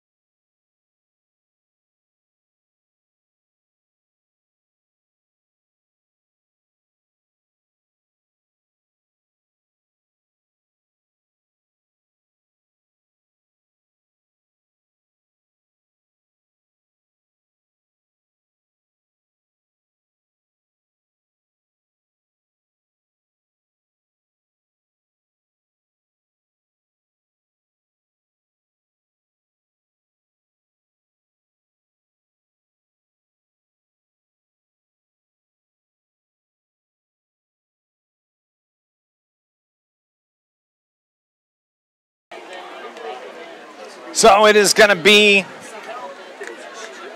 first down and for Murphysboro. Can they get a touchdown here before halftime? As Carterville does a nice job defensively to bring down. That is, I believe that's Guthman. That's the carrier. And there's 6 seconds now on the clock. Yeah, Harshberger with the tackle. Yeah, he did a good job. He was not fooled by all that ball faking. And he brought him down for a loss. 6 seconds left. I'm thinking if you're Murphysboro and you call a timeout with 6 seconds left, you're not just going to take a knee. You wouldn't think. Ball sets at Carterville 48. That's a loss of 3. Nice job defensively for Harshberger. It's a good crowd here this evening. Yes, it is. Beautiful night for football. I tell you, this is just awesome weather. Man, why wouldn't you want to come out on a night like tonight? Why would you go anywhere else? No, I can't really say Doc that. Bencini Field. Yeah. Well, yeah. Now you know why I never got into music. Speaking of which, sad news out of country music today. Don't know if you heard this. Yes, I did. Troy Gentry from Montgomery Gentry killed in a helicopter crash in New Jersey. Don Williams, Lord, I hope this day is good. He passed away today and was announced within just a couple of minutes of each other. Terrible, tragic loss for Troy Gentry. Really kind of bothered me. And we've got the hurricane down south. 5 seconds on the clock as Top looks, throws it deep down the left side, and there's going to be a flag as that was Caldwell that was kind of brought to the ground defensively by the Lions. That was Petska that tangled up with Caldwell, but a half can't end on a penalty. Right. So well, I think that was Justin Johnson, number 10, and to me that was inadvertent contact. Both the defender and the receiver were looking back at the ball, and they just happened. I guess you've got to call that, but Justin probably feels worse than anybody, obviously. But I didn't think it was that blatant. But they're going to call the penalty, and Murphysboro will get one more shot at it. Yes, they will on that play. It's going to be 1st and 10. No time on the clock, and the ball is at the 38-yard line. So one more shot. As we said, half can end, quarter or half can end on a penalty. Timeout on the field, charge to Carterville. As Coach Winkie comes out to talk to his defensive players. This Lions broadcast, it is brought to you by our friends at the Bank of Carbondale's Carterville Banking Center, offering the convenience of mobile banking. Stay connected on the go with the Bank of Carbondale's mobile banking app. To learn more, visit the website, tboc.com, member FDIC, equal housing lender. Don't forget, coming up after our broadcast and after the completion, at the completion of the Heron Tigers broadcast, you can tune in to Overtime with John Homan. He's going to break down all of the games around Southern Illinois, have the players and the coaches that played in those games available, and we'll be talking with them. That is immediately following the Heron Tigers broadcast on 103.5 ESPN, and we'd like you to stick around for the end of our broadcast, but then tune over after that. Yeah. But that would be awesome. As they're going to do the flea flicker, that is Caldwell off the right side, and he's brought down. So Carterville does a nice job sniffing that out, and that is how we are going to end the second quarter. It is 21-0. Carterville with the lead. We're going to the half. You're listening to Lions football on NewsRadio WJPF. Fans, a reminder, coming up first, we've got a performance by the Devil Dazzlers. Following them, we'll have a performance from the Crimson Express.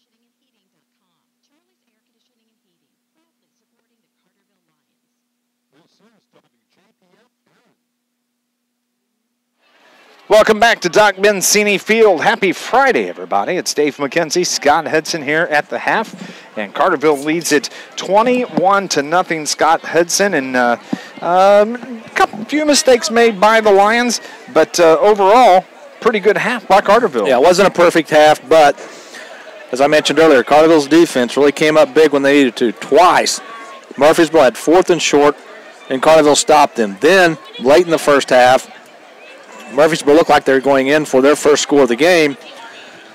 And on 1st and goal from the 1, I don't know if it's a bad snap, a quick snap, but Carterville apparently looked like they were guessing on what the snap count was going to be. And they got in there, got the fumble, and then proceeded to drive about 97, 98 yards to their 3rd score of this game. And that's a critical score, because if you do not go down and score, Murphysboro is still only down by 2 touchdowns, and they're going to get the ball to start the 3rd quarter. But now it's a little bit different. Carterville up by 3 scores. Murphysboro's going to get the ball, but they haven't proven that they can finish any of their drives. They've had some fumbles, they've had some penalties, and I think it's the same thing over and over again for Murphysboro from the first 2 weeks of the season. No, Coach Carter's got to be frustrated with every time it looks like Murphysboro's got something going, they turn the ball over, or they can't get a key first down. So we'll have to wait and see what adjustments they make, but overall, Carterville played a very good first half. Yes, they did, and when you look at the scoring plays for Carterville, at the end of the first quarter, it was 7-0 Carterville. It was a 5:14 mark of the first when Cameron Mead broke free for an 8-yard touchdown run. Lazinski with the extra point. Carterville up 7-0. Carterville up as they move into the second quarter, and on the 9th play of the drive, it was Marcus Lasdinas. He got loose for an 18-yard touchdown run. That put Carterville, after the extra point, up 14-0. After exchanging punts, there was a fumble. Murphy had the ball at the Carterville 1-yard line, but a bad snap off the hands of quarterback Top, and Carterville recovers. That was a big drive killer for Murphysboro, and then Carterville marches right down the field in 7 plays. It was Christian Rawlinson with a 24-yard touchdown pass to Marcus Lasdinas. Extra point is good, 21-0. That is where we stand right now. Don't forget to coming up at the conclusion of our ball game, it is going to be your Wild Hog postgame show here on News Radio WJPF. You can join us. We'll break down, have our star of the game. Maybe we'll get a star of the game interview. We'll have head coach Dennis Druss join us as well. But that is on our postgame show, brought to you by Wild Hog. They are streaming the game live at the Wild Hog. Hello, everybody there. Also, we invite you to stop by after every home game and have dinner and beverages at the Wild Hog. This week, wear Carterville gear in there anytime through the week, and you'll get 10% off your bill. That's the Wild Hog right there off the new frontage road in Carterville. We're going to go on and take another break as the Murphysboro dance team is out on the field now, and it looks like we have dads coming out that may be dancing with their daughters here. It's almost a special thing. You're listening to Lions football here on News Radio WJPF.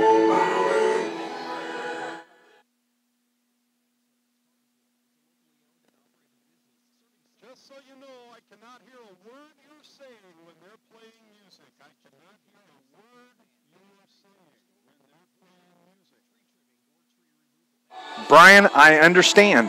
I just need you to...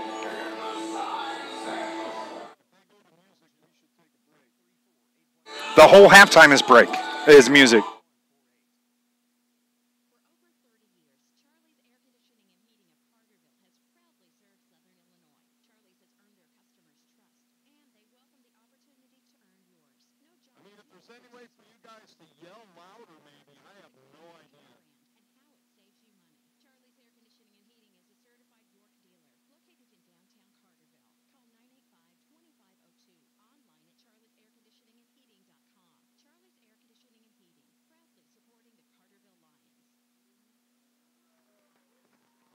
At the half, Carterville leads it 21-0. I apologize to those that are listening to our broadcast. If you are having problems hearing us, there's big speakers right outside. Apparently the music is playing over the top, Scott. Not anything we can do. It is what it is. Round of applause for your Devil Dazzlers. And there's a speaker right outside our window. And we just have to deal with it. It was that way at Sparta. Remember, we had that big speaker there. Yeah, we can't control everything. We'll just do the best we can. As the dance team gets a big standing ovation from the Murphysboro fans here on the near side. Nice little job, and I don't know. I guess that's the dads that came out there. Either that or maybe first responders, maybe veterans. They were carrying some flags, so. Veterans, that's what it was. Veterans, okay. I thought it might be with them carrying the flag, so. That's what it was. Let's talk a little bit about these Carterville Lions. After the loss last week, 49-20, did you have any concerns about what this team was going to do against Murphysboro tonight? Well, there's always a little bit of concern just based on how that game went last week. The one positive I took out of last week's game for Carterville is the way they came back, fought back from a 21-0 deficit. They came back, had a couple of opportunities in the second half to tie the game, had a couple of other opportunities to pull within one score, weren't able to get the job done, but they fought back, and that told me a lot about the Lions. They didn't fold their tent. They didn't go home. They didn't say, oh, woe is me. They continued to play hard. Now, you mentioned before the game that the scenarios this year were the same as last year. Murphysboro 0-2, Carterville 1-1, and Carterville having to play this Murphysboro team again. To me, the big key tonight was, on paper, Carterville's the better team this year. Murphysboro, only 3 seniors. They've got a lot of young talent, but it is young. And I thought with Carterville's experience, especially on the offensive side of the ball, if Carterville could get a lead and their defense can make some plays, that Carterville could win this game. Well, they're up 21-0, and you still got a half to play. But I like the way Carterville came out, not necessarily the first drive, because their first possession ended after a couple of first downs. But from that point on, most of their drives, they were eating up some clock. They were getting some yards. Rawlinson is probably the leading ball carrier for Carterville in this game, the quarterback. Luke Ford was targeted twice, only caught one of those, but it was a big first down, which led to the last touchdown. So Ford hasn't been that involved in the offense at this point. Lasdinas had a great first half. I thought Meade ran the ball hard early while he was in there. So in this first half, but I think if I know Coach Drust, he's going to focus on what they didn't do right more so than what they did right. Absolutely. Carterville leads at 21-0 here at the half. And now here part of the halftime activities. Of course, this weekend is Murphysboro Apple Festival. Parade is tomorrow at 11 o'clock. Be a huge crowd. As a matter of fact, when Amy and I were driving in, we saw that there were chairs on the sidewalk already for the parade for tomorrow. I guess you don't have to worry about that. You're going to have good weather for it. They're going to have great weather for it. And but I believe the Murphysboro High School marching band, they need to get in their presentation as well here, because there's a big competition. This weekend is not just the parade competition, but a halftime show competition as part of the festivities here for Murphysboro Apple Festival. Not looking to see if we can update any score here this evening. Scrolling through, lots going on, but nothing new. You have anything new? I have nothing new. Nothing. Well, let's take a break then. We'll do that. It's halftime, about 5 minutes away from the second half kickoff. 21-0. Carterville leads it here at Murphysboro. You're listening to Lions football on News Radio WJPF.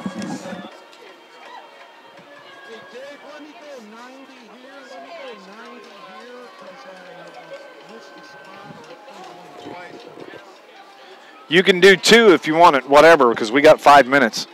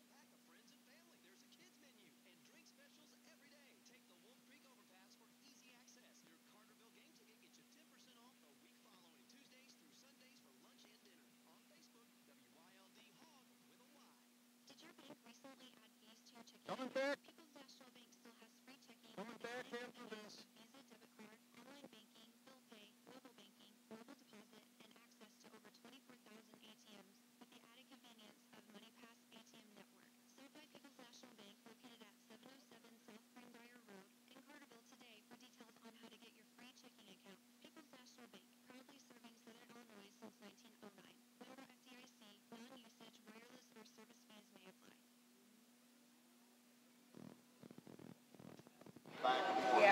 Back at Murphysboro, Dave McKenzie along with Scott Hudson here on a Friday night where we're at the half. The Crimson Express just finished up their halftime show. It is drums at Apple time is the competition tomorrow. It's always a big festival over here. The Apple Festival has been going on for many years, and man, as we mentioned earlier, you're going to have great weather for that tomorrow. If you don't have anything to do tomorrow, there's a lot of things going on tomorrow. You've got the Apple Festival. SIU opens up their football season tomorrow night at Slokey Stadium. A lot of other things going on in the area, but if you can get over here just for an hour or two, I think you'll be impressed with the way they put on a really good festival over here. I'm eating really good pizza. I am too. I don't know where they got that. Martell's. We'll give them a shout out. Yeah. Thanks for the pizza. Yeah. I was hungry. Well, you were eating, and I have to keep talking. And I was like, I got to take a break here. So one of the advantages of being the color analyst. It absolutely is. Carterville leads at 21-0 here at Murphysboro on a just a beautiful night for high school football in Southern Illinois. And so many games that are taking place around the region. And we'll kind of run down some of the games. It was Waterloo at Carbondale this evening. And the last score we had was 9-0 Waterloo over Carbondale. Highland is at Marion this evening. They were tied at 14. CZR is at Fairfield. We don't have an update on that. Trenton Westland at Nashville. Nashville 1-1 on the season. Edwards County on the road at Carmi. Both teams come into tonight's game 1-1. Chester at Hamco.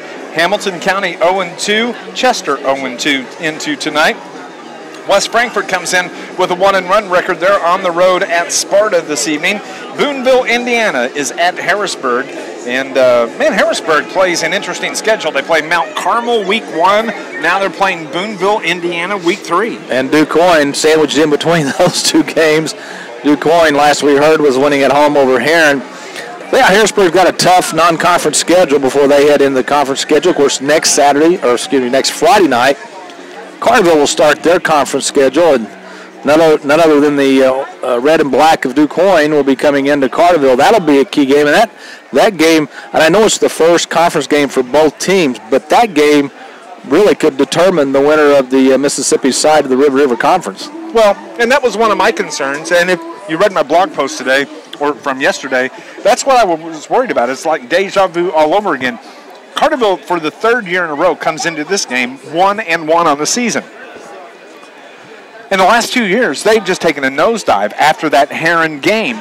And it was, part of it was physical, but a big part of it was mental. I mean, it was just a brutal loss to Heron. And Carterville, it took a couple of games to kind of recover from that. Add in some other things. Took a while for the offensive line to gel. And they finally got things turned around. But you wondered coming in, or at least I did, coming into this game tonight, Murphy last year 0-2 at Carterville, coming in to take on the 1-1 Lions, just hammered Carterville. It was a tough loss, and it took another game or two for the Lions to recover, and then they had to scrap their way at the end of the season even to make the playoffs. Yeah, and then your reward for scrapping was Belleville-Altoff, and I think one thing that probably played into tonight's game as opposed to last year, Carterville's got a lot of returning starters, especially on the offensive side of the ball.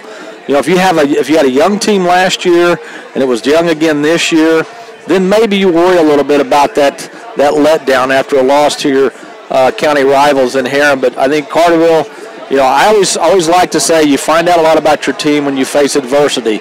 And Carterville is facing that tonight. They did not want to lose this game and have to face DuQuoin and AJ in consecutive weeks, basically having to win those, at least one, if not both those games, to stay out that dreaded 5-4 record and then have to hope you have enough playoff points to get in. So I was impressed with most of the first half with Carterville.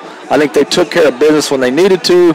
They're the better team on paper, and they showed that in the first half. Highland and Marion are tied at 21 in Marion, and as you mentioned, Highland is a ranked team in the state. In 5A. And so Marion, the Wildcats, and Coach Kerry Martin hanging right in there at home against Highland. Here we have both teams out on the field. They're stretching.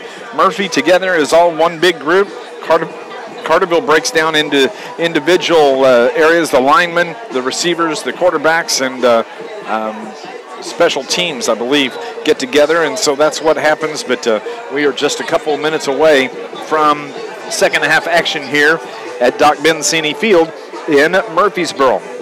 This Lions broadcast, it is brought to you by our friends at the Bank of Carbondale's Carterville Banking Center, the convenience of mobile banking. You can stay connected on the go with the Bank of Carbondale's mobile banking app. If you would like to find out more information, you can do so. Visit their website. Go to tboc.com. They are members FDIC, equal housing lender. Of course, coming up after the game, Scott, you and I have the pleasure of selecting our Joe's Lawn Care Star of the game. If you had to do that right now, who would you give it to? Well, I tell you, the two guys that have stood out to me in this first half for Carterville has been Marcus Lasdinas. He's done an excellent job on both sides of the ball. I thought he's run the ball hard offensively. And the other guy that is I think, had a good first half is defensive lineman Hayden Vaughn. He's had a couple of sacks. He's got some pressures. He's got, I think, at least one tackle for loss. I thought he's done a good job on the defensive front. So those would be the two that I'd be leaning towards. We're going to go on and take another break. When we come back, we've got second half action. It's Lions football on News Radio WJPF.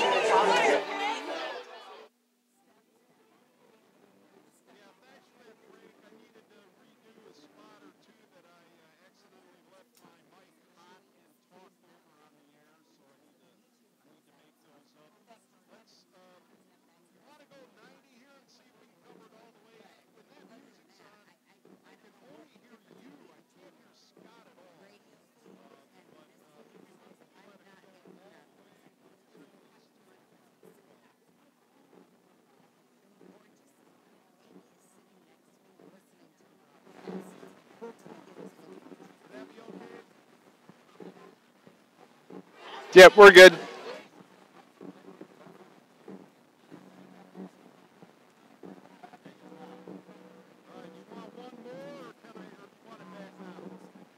We'll take it now.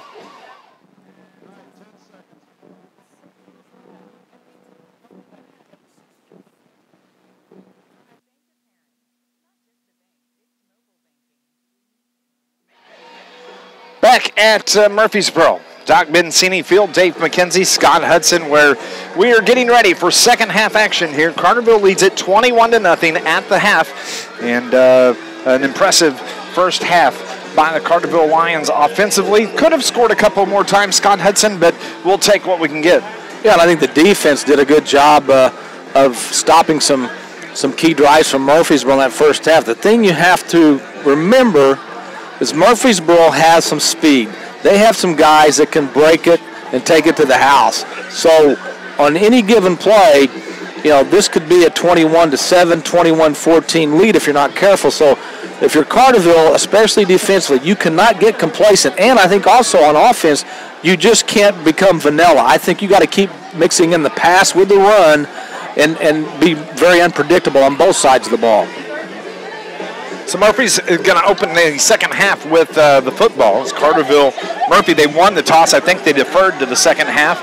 And I tell you what a difference it makes getting that stop deep in your own territory when Murphy fumbles it at the one, because they could be having the ball and trying to get back to get the game tied up, because that would have Carterville went down and scored after that turnover. Here's the kick by Lazinski. That's a good one down to about the 10-yard line, where it's taken there by Murphysboro. That is Caldwell off the left side, brings it down. He's wrapped up at the 26-yard line. It's going to be 1st and 10 for Murphy from the 26. Nice job by the kickoff team to keep that at a minimal gain. Rafe Tuttle, the brother of Brock Tuttle, in on the tackle. 1st and 10. The ball sets at they're going to say officially the 27-yard line to start this third quarter. As quarterback Gavin Top, the junior quarterback, defensive back for Devils, brings his team to the line of scrimmage. He operates from the shotgun. It's the pitch to the jet back. That is Caldwell off the right side, gains about 2 yards, and is going to bring up about 2nd and 8. Yeah, good job by Luke Ford. The running back got outside of Luke, but Luke stayed with it, reached out with those big arms and paws and brought him down for about a 2-yard gain. So it's actually, they're going to say, yeah, it's 2. Gain of 2, 2nd and 8 from the 27. Thank you for tuning in here on News Radio WJPF, WJPF.com, and you can watch and listen to the game on our YouTube live stream. You can search Carterville Lions at Murphysboro Red Devils, Game 3. And that will give you the video and the radio broadcast all at the same time. Murphy, they bang it right up the middle. Falls forward for a gain of about 2, maybe 3. It's going to bring up 3rd down now for Murphy. Now Petska in on the tackle. Minimal gain, brings up 3rd. 3rd and 5. 3rd and 5, 29-yard line is the line of scrimmage. Checking in for Murphysboro, that is Jordan Haskins. It comes in. He's going to spread out wide to the right for quarterback Gavin Top to look at as a receiver. Near side receiver is Corey Blythe, as he is at about the 30-yard line. Top looks left side, brings it out, throws it out, incomplete as Caldwell was the intended receiver. 4th down now for Murphysboro. Even if he catches that pass, it's not going anywhere because Dylan Moore did a great job of reading the play. He was within a yard of the intended receiver, and even if he catches a ball, he's going nowhere. So a good job by Dylan Moore to recognize what was coming. Carterville is going to get the football. That is Nolan Montgomery that is back at the 35-yard line. Also, I believe that may be Harley Vaughn next to him. So Murphy is forced to punt. Snap is good. There's the kick, and a good, nice kick by Murphysboro. Hits at about the 40. Carterville wisely moves away from it, lets us come dead to about the 25-yard line, and that's where Carterville is going to take over. This Lions broadcast is brought to you by the mayor of the city of Carterville, Mayor Brad Robinson, and the entire city of Carterville are proud sponsors and supporters of Carterville Lions sports. Well, let's see what Carterville does on their first possession of the second half. Will they stay mainly on the ground? Will they mix it up? I don't know. I think they'll go to the air. Well, I don't know. I better not say that because Dennis Trust has a 3-touchdown lead. Yeah, he wants to run clock. There's no doubt about that. But I guess he likes that ground and pound game. Yeah, and if it's if it's not working, he has the benefit of going to the air if he needs to. We'll find out right now. Carterville puts a man in motion. Rollinson gets the pitch out to Harley Vaughn. He spins his way down to about the 25. Little to no gain. Maybe actually lost just a touch on that. It's going to bring up 2nd and 10 for the Lions. First time we've seen that play tonight. I like it. Fake to the back, going straight into the middle, and then Rollinson has the option of pitching it or running it. He decided to pitch, and Harley Vaughn had nowhere to go, and he did. He lost about a yard. 2nd and 11 from the 24-yard line. Rollinson looks to Coach Dennis Drust. 2 receivers to the right. That is Justin Johnson and Luke Ford. Rollinson has 2 running backs in the backfield. It is, Rollinson's pass is tipped, and it's intercepted. And Murphysboro, that was knocked down at the line of scrimmage, and coming up with the interception was Caraway that gets the interception, and that's a turnover that you don't want to see from your Lions. Well, he had Luke Ford going across the middle, and he just didn't get the ball up over the top of the defensive lineman, and they batted it up in the air, and they come away with the turnover. 26-yard line is where the ball rests. This is a golden opportunity for the Murphysboro Red Devils here early in the third quarter. They're down 3 touchdowns, 21-0. Jet back in motion, and we have a whistle motion penalty, I would imagine, against Murphysboro. We'll see as the official talks to his counterparts. It is a motion penalty. It's going to back him up some. So it's going to be first down and 15 for the Red Devils. It has to be frustrating for Coach Carter because I'm sure he's seen this the first 2 weeks of the season more than he wants to in an entire season. But it's only been 3 weeks, and he's just frustrated. You get frustrated as a coach when you get an opportunity to get back in the ball game and you just shoot yourself in the foot. Well, the thing about this Murphysboro team, they only have 4 seniors on the squad. They're going to be, next year, look out. I'm telling you. Top throws it out right side. It is almost intercepted by Carterville.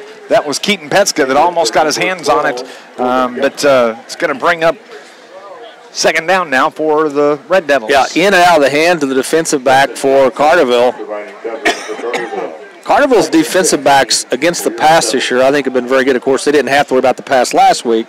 But against Benton, considering they were facing one of the more mobile and better quarterbacks in Southern Illinois and Hamilton Page, I thought Carterville's defensive backs do a very good job of staying with their receivers. Heron leads DuQuoin 17-14. That's late in the third quarter. That game is in DuQuoin this evening. As Murphy, they try to run it right up the middle. Nice job by the Lions defensive line sniffing that out. And it's going to bring up third down now for the Murphy. Yeah, and on the tackle, Harshbarger, also Justin Cross, a junior. Gain of 1 for Murphysboro as the ball is at the 30-yard line. So now it's 3rd and 14, 3rd and long. This is a golden opportunity for Murphy to get on the board here. Can they take advantage? Top puts his man in motion, and he's going to keep it off the left side. Carterville does a fantastic job of wrapping him up short. He doesn't even get back to the original line of scrimmage, and that's going to be 4th down. But you can almost bet Murphysboro is going to be going for it here on 4th down. Yeah, you're down by 3 scores. You're going to go for it. Nice job by Lazinski to come up and make a nice tackle. Top's the type of quarterback with his speed and quickness. If you don't wrap him up, he's going to turn nothing into something real quick. But Lazinski did a nice job of not letting him get away. 4th and 13 from the 29. As Top has his Red Devils at the line of scrimmage. Can Carterville get the stop? Top drops back to throw, has pressure, works to the right side, throws it deep downfield. That's what he did to the Lions last year, and it's incomplete. He had 2 receivers there, but one of them got their hands on it, but hit the ground, and there is an injured Murphysboro Red Devil in backside of the end zone. Now he's starting to move around. But nice job defensively. Carterville gets that 4th down stop. Yeah, it's twice in this game, at least twice in this game, where Top has overthrown what appeared to be receivers that were wide open. One in the first half, a guy going down the middle, he just overthrew him. So Top's got to put a little bit more air underneath that ball and not so much of a line drive. So Carterville's got to take over after the change of possession. 7:58 remaining here in the third quarter. That's Scott Hudson. I'm Dave McKenzie. Thank you for tuning in here for Lions football on NewsRadio WJPF on a Friday night, the 3rd game of the season. Season will be a 1/3 of the way done after tonight. Hard to believe. Christian Rollinson from the shotgun, 2 receivers right.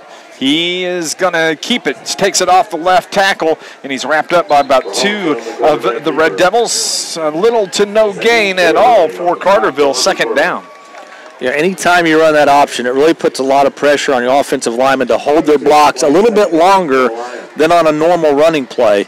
And Murphysboro defensive front has done a good job, for the most part, of stopping the run between the tackles, whether it be Rollinson or one of the other running backs. Carterville's done a good job to the outside at times. Gain of 2, 2nd and 8 from the 31. Did you watch, let's see here, what game was it? I watched they ran the triple option the other night. Probably Georgia Tech. Georgia Tech. It was a lot of fun to watch that offense run. And, man, it was confusing as the ball coming out of the backfield. And love seeing that as Cameron Meade gets picked up off the ground. He makes it back to the line of scrimmage, and now we're looking at 3rd down for Carterville. Yeah, nothing there on the right side of the offensive line. Murphysboro's defense, give them credit. They're doing their part. Standing tough. Yeah, they've played well. I mean, there's been times where Murphysboro's offense hasn't given them any help. Well, I can tell you that every play almost, 27-yard line, 29, 29, 25, 24, 26, 31, 31, 30, 29, all within about 6 yards. Every snap so far here in the second half, and we're halfway through the quarter.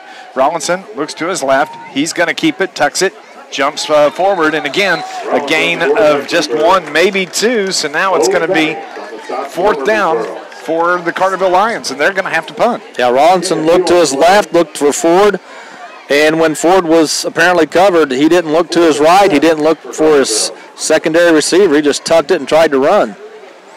So Lazinski's in to do the kicking for the Lions. 4th down, they're going to punt it away. 1 man deep for the boys in crimson and gold. And Lazinski gets the kick away, and it's bobbled at about the 38-yard line. Carterville gets nice pressure on him, able to bring him down right at the 40. So Murphy starts this drive with 5:39 left here in the third quarter. They're going to have it at their own 40-yard line. This Lions broadcast brought to you by Coldwell Banker Preferred Realty. They are happy to support your Carterville Lions. That is the reason we are preferred. You can find out why. They're located on West Plaza Drive in Carterville. Stop by, talk to them. It's Coldwell Banker Preferred Realty in Carterville, right there at the crossroads. Carterville's first 2 offensive possessions in this third quarter, nothing to write home about. They had an interception, ball tipped at the line of scrimmage. The last drive goes nowhere. So Murphysboro has it. Put a man in motion. They love running that jet sweep, and it comes off to the near side as it down the left sideline. Nice carry by Murphysboro's. That is Latrell Spencer that gets the big gain for Murphysboro, and they're moving the chains and move it into Carterville territory. They haven't run that jet sweep as much as I thought they would tonight. I mean, stop and think about it. You've got a guy that's already on a dead sprint, and you just hand him the ball and tell him to go. The defensive linebackers are still trying to figure out where he's going to go, and they've got enough speed on this Murphysboro team that I would think they would try to go to the outside more. And that is the thing that the linebackers, whoever has that man, has to be at a sprint coming across with him. As it is Caldwell off the right side. He's down inside the 30, inside the 20, 10, and that is where he's brought down. Is about the 10-yard line, as that is Brandon Caldwell off the right side on the pitch. And the Murphysboro now is threatening to score with 5 minutes remaining in the third quarter. Well, he got outside on the far sideline. He got on the outside of Luke Ford. Luke couldn't turn him back inside, and once he got to the sideline, he almost took it to the house. First and goal for Murphysboro from the 10-yard line. Top with from the shotgun, puts a man in motion again, and it gives it to that motion man, and he is wrapped up. 1, 2, 3, 4 Carterville Lions, led by, I believe, that is Hayden Vaughn again. That's the first one to get to him. 2nd down for Murphy. Well, I'll tell you what, Mr. Vaughn's made his presence felt in this game tonight, and that was a big play because Murphysboro is inside the red zone, and you lose a couple of yards on that, and Carterville needs a couple more defensive plays like that. 2nd and goal for Murphysboro from the 11-yard line. Top sets his offense. Carterville makes the shift on the defensive line. Top takes the snap, gives it to Guthman. Guthman is down near the goal by about, I guess they're going to mark it at the 3-yard line. It's going to bring up 3rd down now for Red Devils. 3rd and goal. Third and goal as the ball sets at the 5-yard line. Gain of 6 then on that last carry. Can Carterville defense hold here? We'll find out. 3rd and goal from the 5. Top from the shotgun. Shifts his running back to the left a couple of paces. Man in motion. Gives it to that motion man. That's Freewell. And he's in for the touchdown for the Murphysboro Red Devils. They are finally on the board at the 3:51 mark here of the third quarter. Well, an impressive drive after they got the ball in their own territory. A couple of big runs, and now we have ourselves a ball game. I believe that was Corey Blythe with the carry for Red Devils as they finally get on the board, and they will go out and try and kick the extra points. 21-6 right now, 3:51 on the clock. As Murphy shifts over for the extra points. On to do the kicking, that is Max Haim. Where's number 9? And we have a whistle and a flag. Flag on the play. Offside Carterville, so they'll scoot that in. If I was Murphy, I'd go for 2. And that's what they're doing. They're calling in their offensive unit. So even a little penalty like that, you wouldn't think it would amount to much, but if Murphy's able to punch it in for 2, that just gives them another extra point. You go back to week 1, it's exactly what happened. Yes, it is. On the first drive of this season for Benton, they go down and score. Carterville jumps off sides on what was going to be an extra point attempt. Benton brings their offense back on the field, and they get the 2-point conversion. Gavin Topp, he's going to have an opportunity here to get the 2-point conversion. As they are he didn't even have his helmet on. No, he was over here getting a beverage, I believe. Here he's going out. What? Huh? Me? I'm needed? Hey, let's go. I'll just keep it myself. We'll see if that's what he does. He's ready. And we've got Murphysboro had to blow a timeout because they didn't have the quarterback in there. Gary Carter, the head coach, not a happy camper. We're going to take our first break of the second half as we're waiting on Murphy to execute the 2-point conversion. It's Lions football on News Radio WJPF.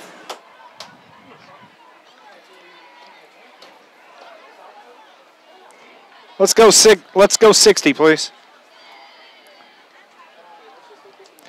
Everybody online watching, appreciate it. Thanks for tuning in.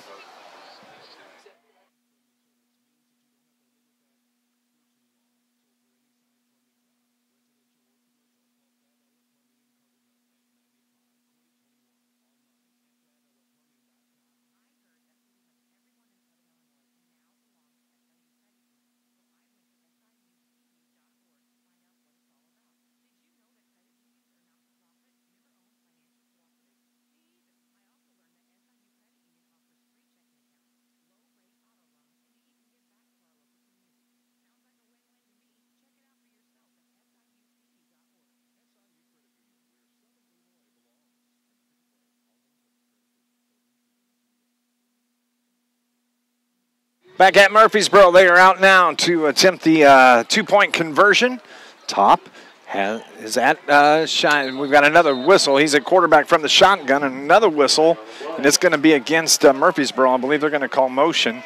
So now what do? We're going to go out and kick again. We're going to bring the kicking team back out and try this again. I don't know how much hair Gary Carter had before this season, but I'm going to bet right now he might be a Golden Domer. He's probably pulled it all out because that has got to be frustrating. I agree. But they're going to line it up again now and try the extra point. Max Haim is out there, the junior kicker. He's lined up at the they're going to set it down at the 15. So this is going to be a 25-yard. This is going to be a long extra point attempt. We'll see if he gets into it. There's the snap, low snap. The hold is down. The kick is up. Nice job. He gets it. Is it in there? Ooh. Yeah. So the extra point is good. Finally, we get it. It is 21-7. Carterville with a 14-point lead. You're listening to Lions football on News Radio WJPF.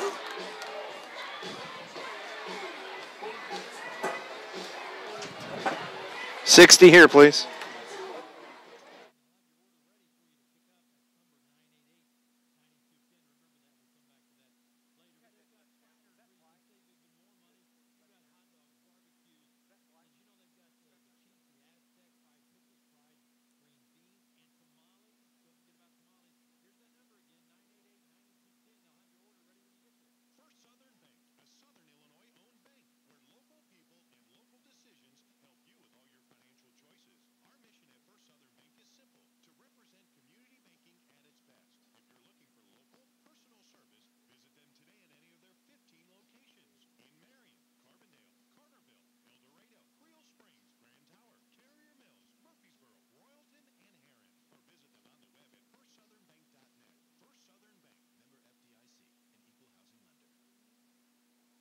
Back at Murphysboro, Dave McKenzie, Scott Hudson, 21-7.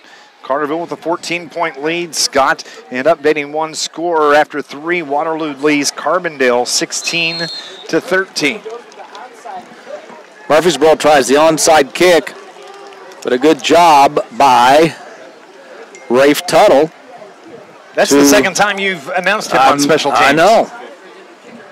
And he recovers the ball for Carterville right at the midfield stripe, so Carterville's got good field position to start this drive. Head coach Gary Carter trying to catch the Lions off guard with that onside kick, but they do a nice job. So, man, you got to make them pay whenever they give you the ball at midfield and try to get your 21-point lead back here at the half. Our reigning team of the week, Cesar Valera, Woodlawn, Waltonville. Big game at home tonight against El Dorado in the Black Diamond. Cesar Valera, Woodlawn, Waltonville leads El Dorado 22-8 after 3. So Carbondale, man, I'll tell you what. How about Carterville? We do Carterville games, right? I think so. It starts with a C. I know that. Rollinson gives it to Tuttle.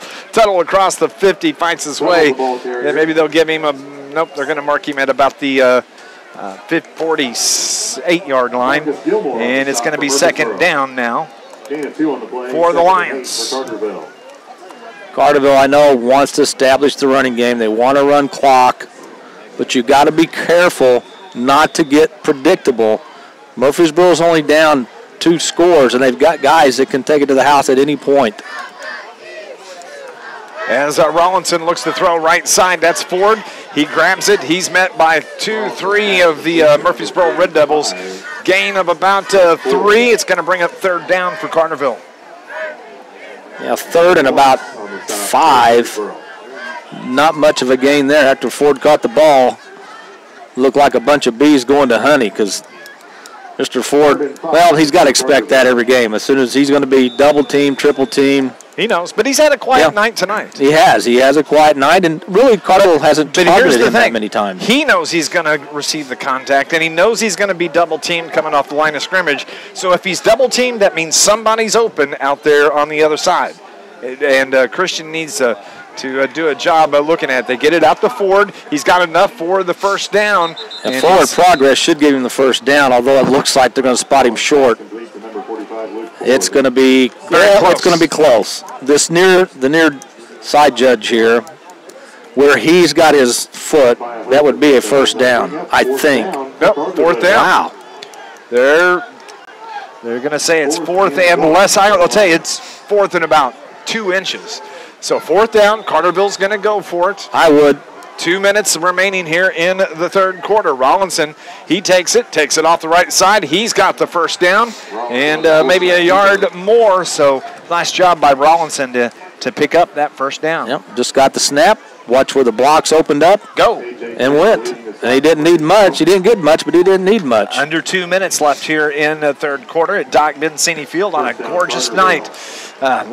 Can't say it enough how nice it is this evening here for football. It's 1st and 10 Lions from the 40-yard line. Carterville can kind of slow down the pace too, and you'll see that they'll take plenty of time here as we work our way into the fourth quarter.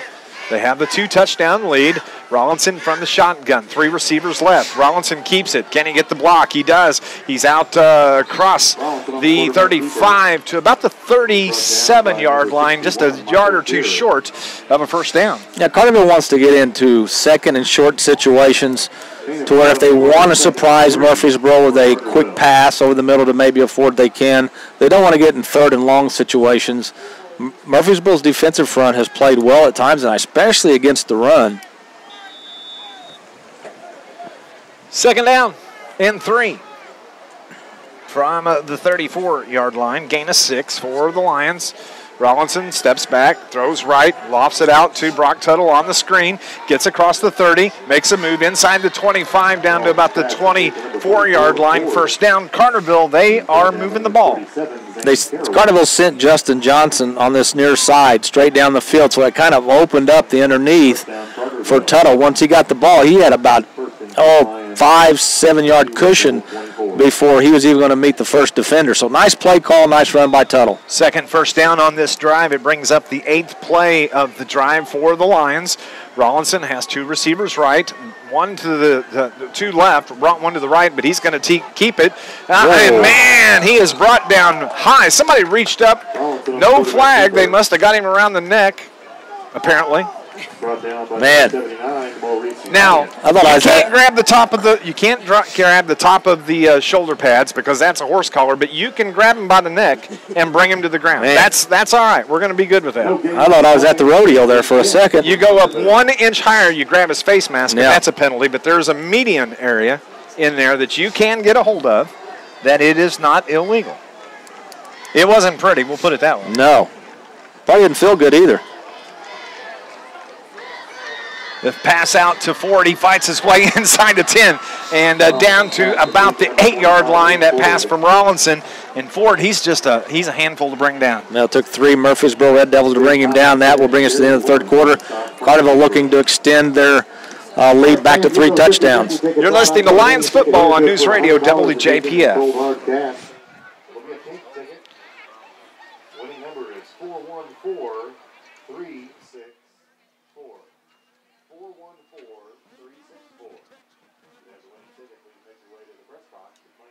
Sure, we'll announce them. That's fine. I think I saw 1, 2-0 maybe.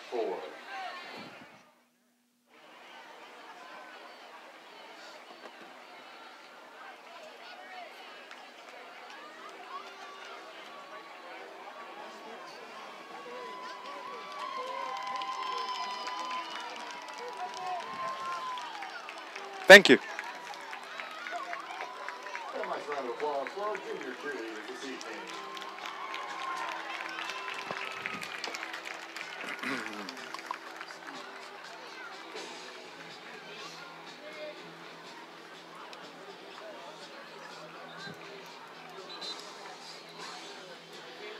Steve McKenzie with Scott Hudson in Murphysboro for your Friday night football. The Lions lead at 21-7 heading to the fourth quarter. This Lions broadcast brought to you by Charlie's Air Conditioning and Heating in downtown Carterville for over 30 years, proudly supporting the Carterville Lions. Call 985-2502 or go online, charliesAirConditioningandHeating.com. Have a score update with 2:19 to go at DuQuoin. DuQuoin leads Heron 21-17. So it's first down and 10 for the Lions. Rollinson has it, looks to the right, throws it to the right corner, and the receiver fell down. I believe that was Justin Johnson that lost his footing. It's going to bring up second down and 10, second and goal for the Lions. Look for, at some point in this possession, especially in the red zone, for Mr. Ford to become a factor. He goes in the end zone, throw it up to where only he can catch it. Especially if he gets that. There's nothing you can do about it. Especially if he gets that single coverage. We'll see. He's in the slot on the left side as Rollinson takes the snap. He does, throws it to Ford. It was behind him, hits the ground. So it's going to be 3rd and 10 now for the Lions, 3rd and goal. Yeah, it was behind Ford, low. I don't know if the ball got tipped at the line of scrimmage or not. It just didn't look like it come out of Rawlinson's hands the right way. Brock Tuttle, along with Rollinson in the backfield, look toward Coach Dennis Drust. They get the play. The clock rolls.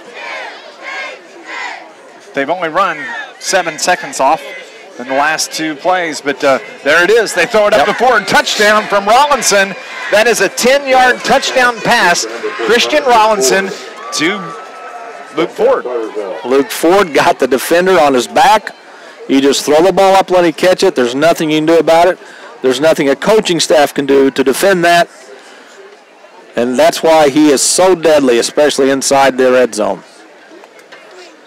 So it is 27-7. Lazinski on for the extra points. Rollinson will hold. Here's the snap. Nice snap. Kick is up. It's good.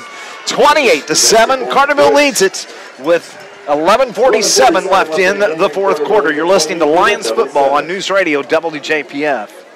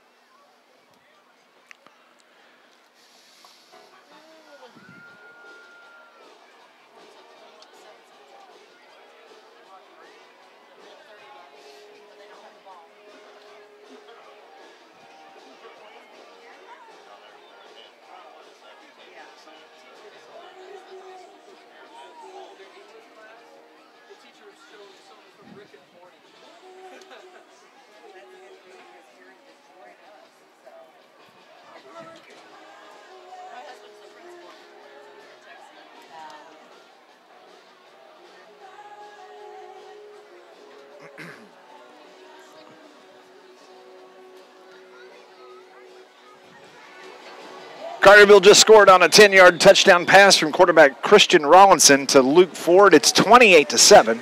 And Carterville with the kick as Lazinski gets into it, drives the receiver back to the 10-yard line. The return man, he comes out and he goes to his knees, falls down, covered up by the Lions at about the 25-yard line. Nice pass. You called that pass play to Luke Ford. Yeah, what about you? Where'd you come up with that? Well, I think I'll just call myself Captain Obvious. When you have a guy that's 6'6", 250. I call you way worse than that. Yeah, I know. And I appreciate you not saying that on the air, by the way. But he got the defender on his back. You just throw it up, let him catch it. And he had single coverage, which is amazing in itself. I said that. Yes, I'll you said that. Okay, so we're 50-50 on this one. So Murphysboro has it there, down 3 touchdowns.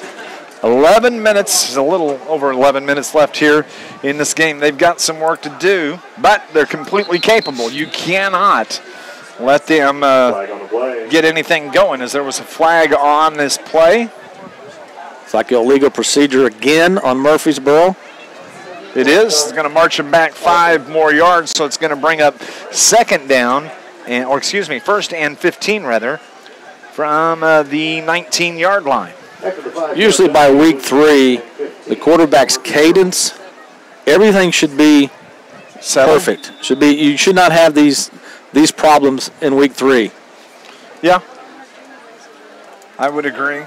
Everything should be settled down. You should start seeing significant better play out of your line. Yeah. Week 3, and you're right. The cadence should be right on the money. As Murphysboro, they hand it off to the second man through, Blythe the carrier, and he's dropped for little to no gain. So it's going to bring up 3rd down now for the Red Devils. Cross on the stop for Carterville. Yeah, Cross. Also, Hayden Vaughn in on the tackle. You have your keys. If you don't, I do. Where Murphysboro has hurt Carterville tonight offensively has been those jet sweeps, getting around the corners quickly. The plays between the tackles, Carterville's done a pretty good job of stopping those. 2nd and 15 from the 19, as that is Caldwell trying to get outside, and he's pushed back, and a loss as Carterville's, that is Kralis in on the tackle, and one other. Is that Cameron Mead in there, I believe, or maybe Hunter Lynch. Let me tell you what, Mr. Lynch, when they watch film tomorrow, he's going to get high praise. Not only did he blow the play up, he fought off a defender and then was the first one to get to the ball carrier. That was a good play by the senior, Hunter Lynch. 3rd down and 20 from the 14-yard line. So we'll see what Murphy does. They only have one receiver, and he's spread out wide to the left. Top does put a man in motion, but he's looking to throw. Is he going to keep it? It's the draw, and he is brought down from behind, just a gain of about 2, maybe 3 yards. He's brought down at the 15-yard line, forcing 4th down for Murphysboro. That was Hunter Lynch on the tackle. Again, a good job of keeping Top inside the tackles. They did not let him get to the outside where he could use his speed. He had to go up the middle, and Carterville was there to take him down. 4th and 19 from the 14-yard line. Clock continues to roll. 9:43 left here in the game. Your Lions, they lead 28-7. So the punt from Murphysboro. Nice kick. Drives Harley Vaughn back to the 45. He takes it off the right side, though. Can he get a block? He can't. He's brought down at the Murphysboro 45-yard line. 1st and 10 for the Lions. Harley Vaughn on the return for Carterville. 9:23 to go in the game. I would expect Carterville to be run heavy at this point, run some time. You can bet that they are. Christian Rollinson is just going to watch that back judge and wait for the 5-second count. Murphy, they don't have a play clock here. So that responsibility, the back judge will start waving his arm with 5 seconds left on the clock. And that's when Rollinson will snap the ball. As Carterville sends 2 receivers left. Doesn't wait. They go on and snap it. I believe that is Cameron Mead with the carry. He gets out to the line of scrimmage. No gain. 2nd down and 10 for Carterville. Mead saw a lot of playing time in the first quarter especially. Now he's back in there. That's the thing about Carterville. You've got multiple backs. You've got multiple wide receivers. Justin Johnson switches side with Luke Ford. Ford goes to the far side. Johnson comes to the slot position on the left side. And here near side, I believe, number 30, Blazinski here, spread out wide. The screen to the right side. That's Tuttle. Puts his head down, runs right into the defender in front of him. And it's going to be a gain of about 3, maybe 4, but I'd say more like a 3, 3rd down for the Lions. We have final tonight. Heron turns the ball over on the DuQuoin 36-yard line. Indians win 21-17. Heron suffers their first loss of the season. DuQuoin's for real. DuQuoin is 3-0, and they come to Carterville next week. That sets up the showdown at Carterville next Friday night as the DuQuoin Indians bring their perfect 3-0 record in to Carterville. 3rd and 7 from the 42. Rollinson from the shotgun steps back 2 paces, throws it across the middle. Ford is there, goes up and gets it, brings it down, and he's tackled at the 20-yard line. Just goes up with them big old clubs he carries around with him and just hauls that one right on in. I tell you what, There's a flag on the play. Holding on Carterville. Holding on Carterville. So we'll bring that back. But back to Ford. You know, you mentioned this before the first game of the year. The places Ford was at this summer and the competition he played against, you know, we're talking he played against the best of the best. And he has the ability, obviously, to play at a major college. And it's honestly, I would speak for you here, Dave. It's our pleasure to be able to watch somebody like Luke Ford, who we know is going to go to the next level and play. But he is just so big, so imposing out there that there's really nothing you can do if he gets open.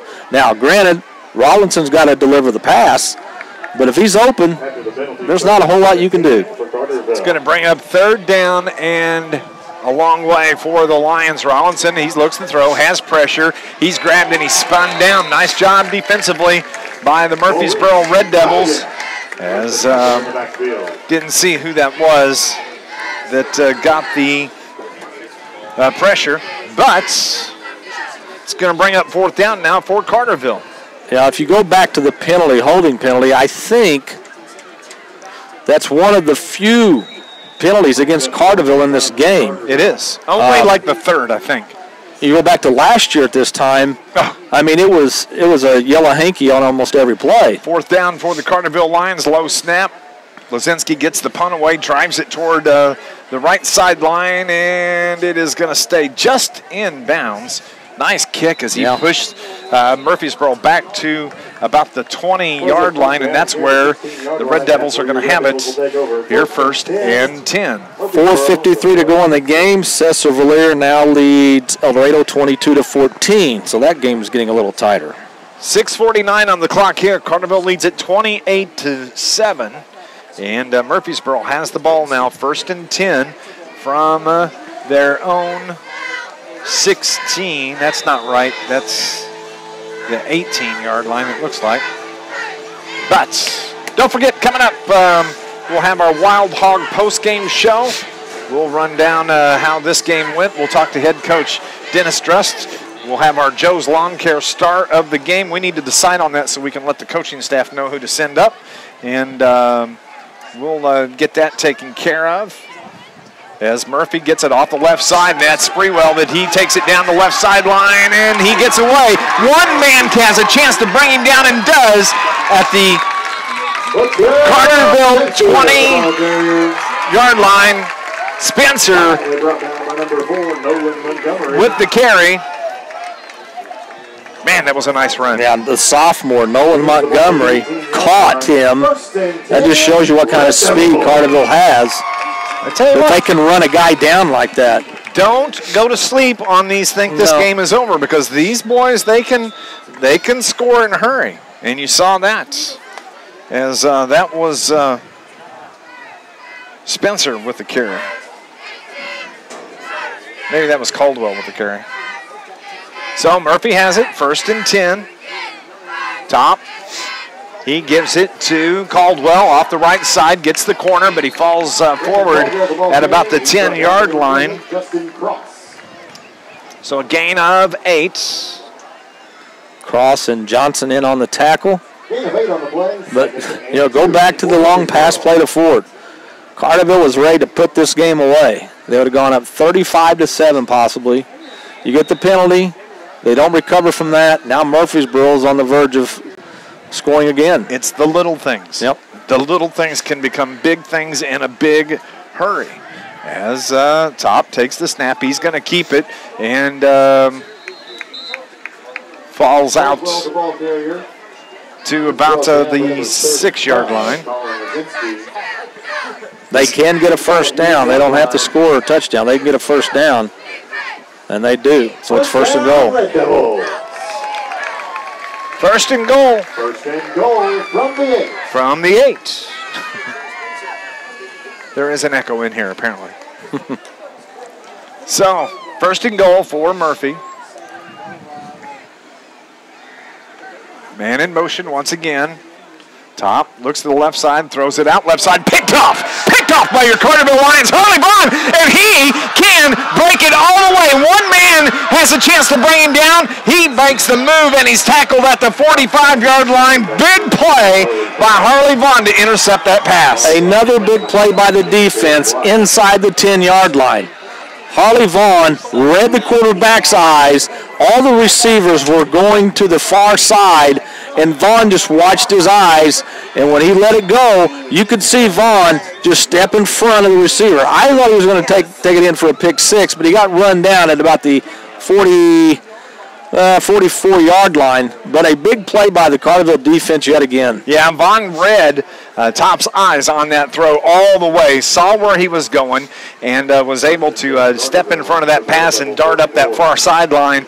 Nice return, takes it into Murphysboro territory where Carterville has it at the 44-yard line of the Red Devils. Huge play by the Lions. Well, it's just, you can win games by playing physical. You can also win games by using your noggin, and that's what Harley Vaughn did. Yes, he did.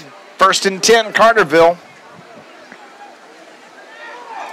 It's a snap to Rollinson. Gives it to Tuttle. He's wrapped up. Actually, a little bit short of the line of scrimmage, maybe just a bit of a loss. Still going to be 2nd down and 10 from the 45. I'll tell you what, Carterville has had a tough time running the ball tonight. Rollinson's been probably the best running back Carterville's had tonight. Tuttle hasn't had a lot of yards. Lasdinas had a pretty good first half. Meade had a good first half. Meade first quarter. Hasn't had a lot. It's really been kind of touch and go since then. Of course, Carterville's thrown the ball quite a bit as well. But running the ball, they haven't really been able to establish that run to the point where you have 2nd and short, 3rd and short. Ford comes to the near side, just this side of the hash. Carterville moving right to left in their white road uniforms. Rollinson gives it to Brock Tuttle. Tuttle, he fights his way out to about the 35-yard line. That's how you do it. Going to be short of a first down, but only by a yard. And another thing I like about that play, Dave, almost every offensive lineman for Carterville was 8 yards downfield still blocking. 3rd down and 1 now from the 36-yard line. Rollinson takes the snap. He's going to keep it, and he's got a first down for Carterville. Just keeps the clock rolling. 3:52 left here. It stops while they move the chain, but once they set the chains, the clock will start back up again. First down for the Lions. Yeah, Carterville's not worried about scoring right now. They're just worried about that clock. That clock keep running. Stay tuned for our Wild Hog postgame show and our Joe's Lawn Care star of the game. Boy, we had, who were the two? We had Lasdinas, and I also nominated Hayden Vaughn. Yep. Boy. Big play by Harley Vaughn, though. True.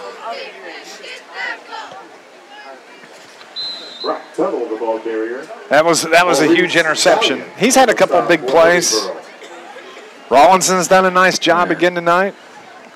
Well, that's why I'm going to defer to you. You dog. Another good thing about being the color analyst. I can defer. 3:10 on the clock. It's been a solid effort by the Lions all around, but I tell you what, that I think I've made my decision here. All right. You run with it, my friend. So Carterville has it. 3 under 3 to go. 2nd down and 10 for the Lions from the 33. So give to Robinson. No, he keeps it out. He's across the 20 to the 10, down to the 5-yard line. It's going to be 1st and goal. Boy, that was a nice little, kind of lost him in the play there. Well, he kept that ball in Tuttle's belly for a long, long time before he pulled it out. And they worked on that in practice all week long. And he just took off, and Murphysboro didn't really have a clue who had the ball until Rawlinson was about 15 yards downfield. The ball is on the 1-yard line, so it's 1st and goal for the Lions from the 1. Rawlinson, I think he tried to keep it. And it's a touchdown for the Lions. Christian Rawlinson gets in on the 1-yard touchdown run. And that puts the score at 34-7.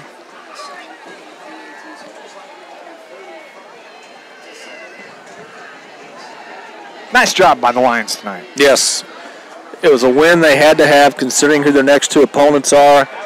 They wanted to get a little momentum going into next week's big conference opener against DuQuoin. It wasn't a perfect game, but they did enough. I was very impressed with the way Cardinals' defense came up with big play after big play. Lazinski on for the extra point. It's good. So it's 35-7. Carterville leads it as we are just about 2 minutes left in the ball game. You're listening to Lions football on NewsRadio WJPF. Can you?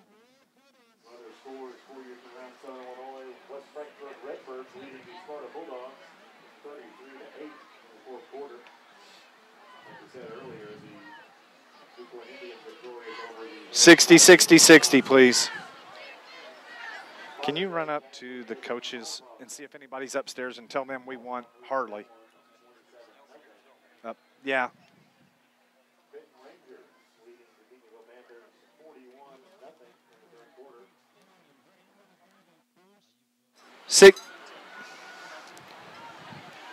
It takes Dennis a long time to get up here. We need to stretch. Go 60-60-60 and then the 30.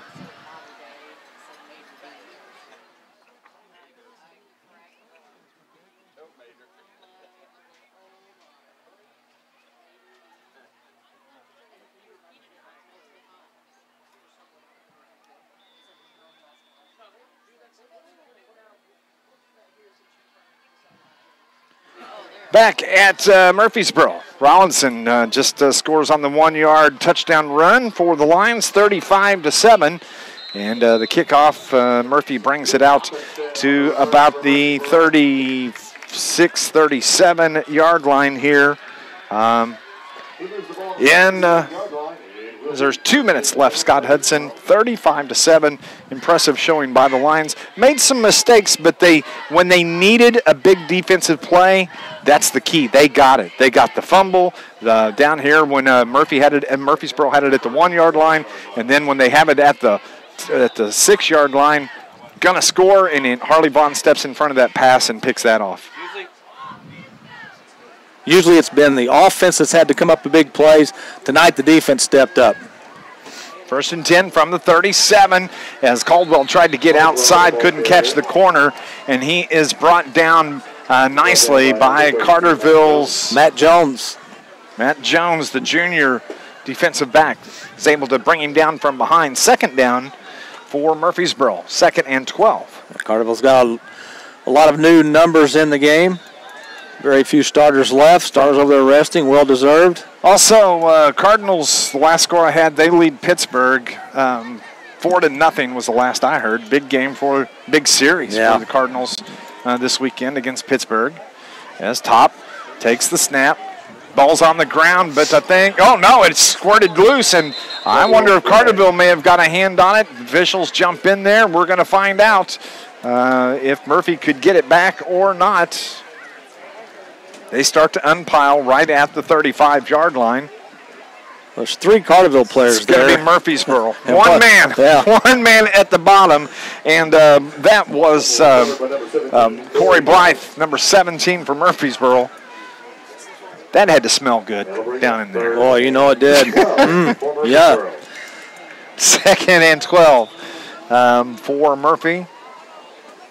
Actually, it's going to be 3rd down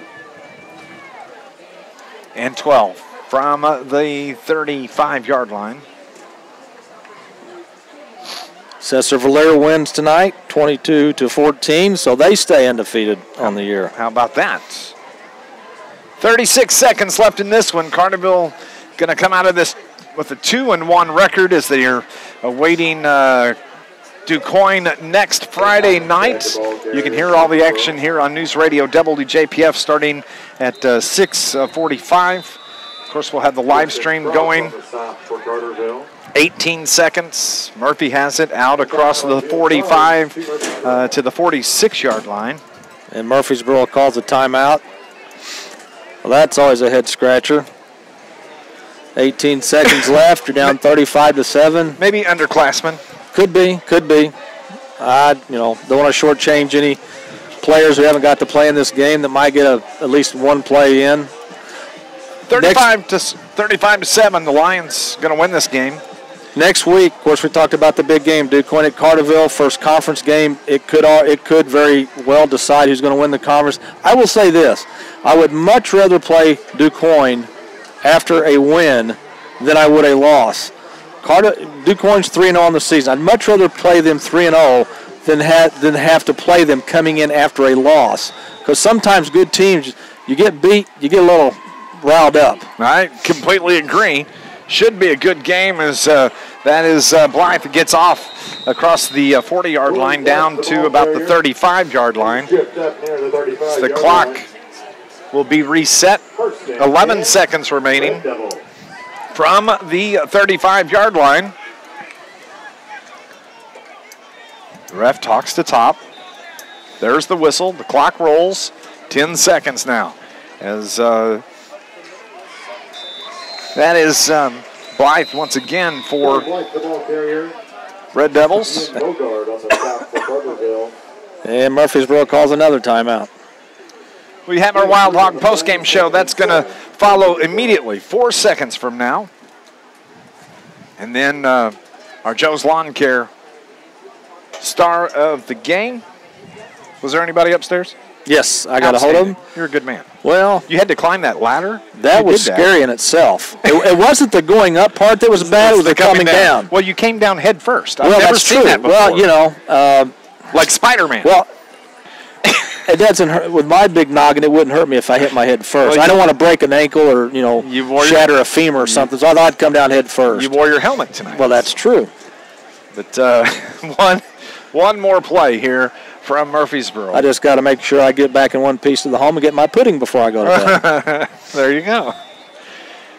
Last play of the game for the Red Devils. Top takes it, bobbles it, pressure, brought down.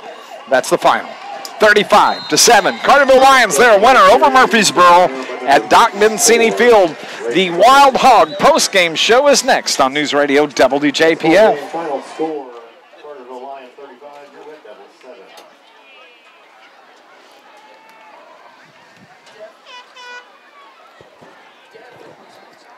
7. Can you grab me a beverage? I guess water, if there's any left.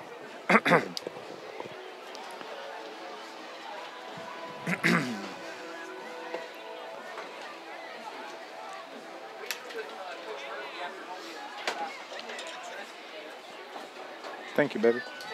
Everybody online, thank you for watching tonight. Appreciate it.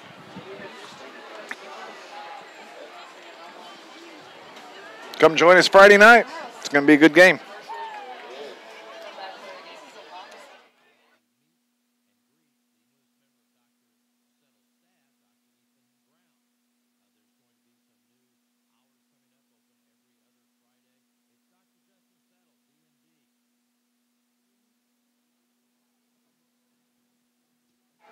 Doc Bensini Field in Murphysboro, where the Carterville Lions have just knocked off the Murphysboro Red Devils 35-7.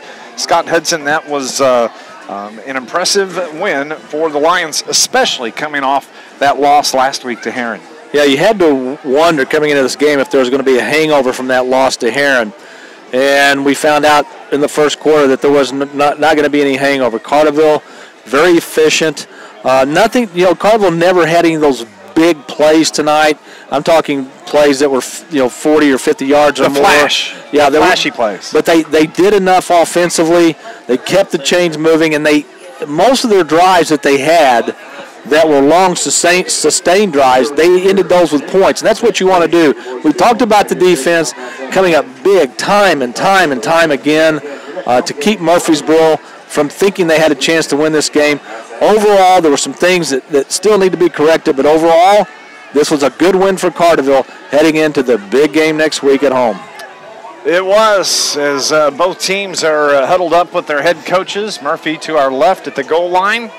Coach Gary Carter and the Carterville Lions in cheerleading and staff. See some parents out there at the 20-yard line. I think Coach Dennis Drust is going to be, he should be very happy with the outcome of tonight's game. They worked really hard, and they were really concerned about this game because you have to look back a year ago. Both teams came in with identical records. Murphy was down, was 0-2. Carterville was 1-1, and Murphysboro comes in here, and they into Carterville, and they walk away with the win, and it was 27-21 was the final a year ago. And so there was some concern.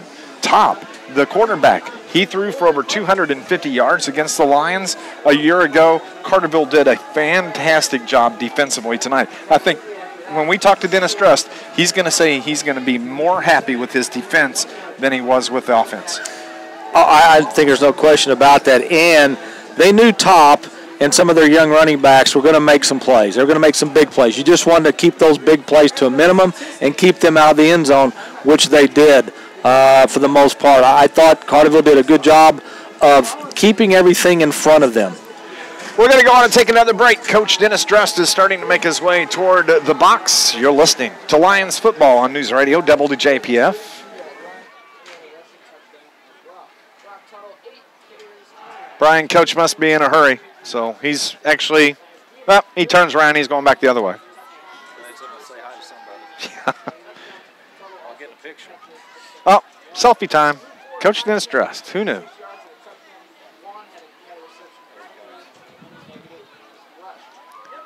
We'll see if we get Harley Vaughn up here as well. Got to record that and send it to John if we do. So let's see here. Brian, what do we have left? This is break number 2, correct?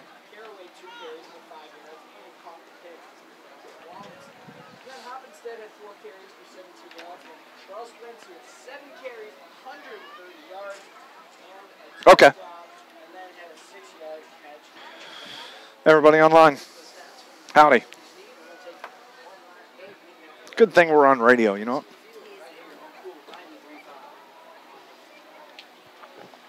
Back at Murphysboro, it's Dave McKenzie, Scott Hudson. Carterville gets the 35-7 win tonight. Coach Dennis Drust, he's gonna say something about these stairs. He's not going to like them. No, he's not. And what he says, we probably won't be able to put on the air. We'll turn the mics down for just a second. No, he won't do that. 35-7, impressive win for the Lions this evening as they knock off the Murphysboro Red Devils here tonight in Murphysboro, and was a really, really good game for the Lions. Well, they needed it, and they really, when you play a game like this, you have to be mentally ready to play. I don't know if Carterville was mentally ready to play that game last week against Heron. You got to be focused. You've got to know your assignments, and I thought Carterville did that in the first quarter, and then they just let their talent do the rest. Harley Vaughn. We talked about our Joe's Lawn Care star of the game, and tonight we are going to go with Mr. Harley Vaughn. We had several guys that we had talked about, but when it came down to it, one defensive play this evening, and that is what we make our decision with this here this evening. And our Harley Vaughn joins us. You are Joe's Lawn Care star of the game. That big interception there at the end of the game to help seal it for the Lions. Yeah. Nice job. Thank you. Yeah. You can hold that up right there. And, Harley, it was nice. We could see from here that you read the quarterback's eyes all the way. You saw that pass coming. I did. Nice job. What were you thinking as you made the move? I just saw the opportunity and I took it. Tried to take it to the house. And you almost did. Almost, one yeah. guy. I know, How do you let one guy break you down? I slowed down at the end because I thought someone was going to get in front of me or in front of him and block him, and it just Didn't work that. out. No. You played a nice job defensively. Carterville had a nice defensive game tonight. We're getting ready to talk to Coach Dennis Truss. I think he's going to be happy. But as a unit, it seems like you guys really came together tonight and shut down this Murphy offense. We did. It was a team effort. Whole defense, offense, we all did good. Yeah, very, very well done. That is Harley Vaughn. He is our Joe's Lawn Care star of the game. Made the big interception at the end of the game to kind of seal it for the Lions. Congratulations, and thanks for joining us. Thank you, guys. Harley Vaughn here this evening, your Joe's Lawn Care star of the game on a Friday night. And don't forget, rain or shine, sleet or snow, call Joe's Lawn Care and Snow Removal. You can call 534-8148 for more information, and call them. Joe and Lindsay McCann, 20 years of business, and they will take care of you. Joe, rain or shine, sleet or snow, Joe's Lawn Care and Snow Removal. Nice. Give me one of them. It's nice.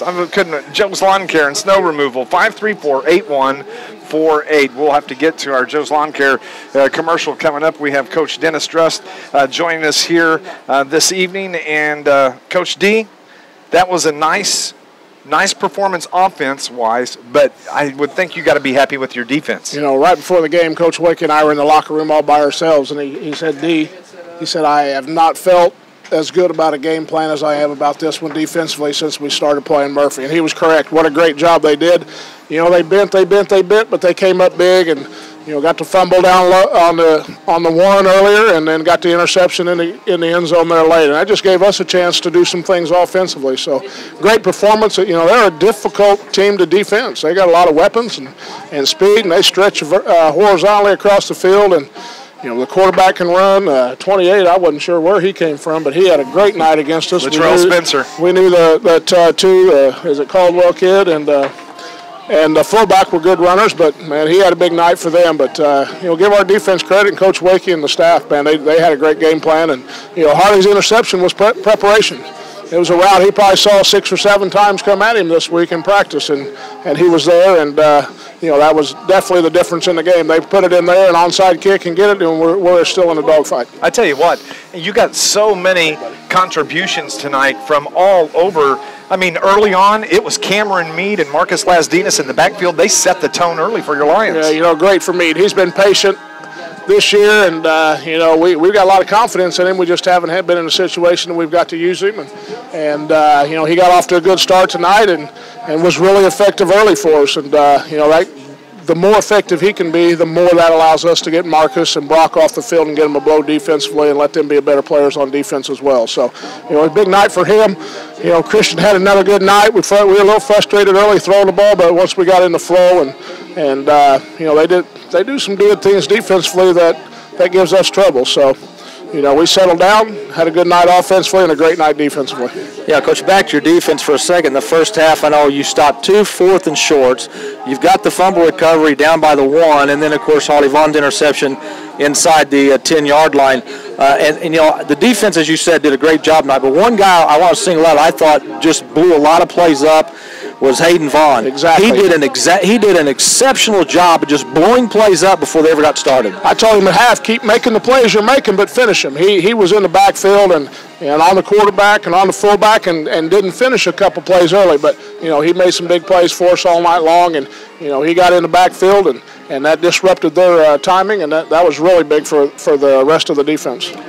One thing I noticed on the passing game tonight, and you and I had kind of talked about this a little bit earlier, it seems like Luke Ford is going to get the defenders on him, double teams, and it seems like there was a couple times where somebody was open on the backside that was missed by Christian, but that's something that you just learn from. We're working on that, he's got to see the full field, and we addressed a couple issues from last week's game on film, but you know what? When you can throw it up to 6-7, sometimes that's not a bad thing either, But, we got to work on getting rid of the ball a little quicker with him, and, sometimes our routes are there. But you know what?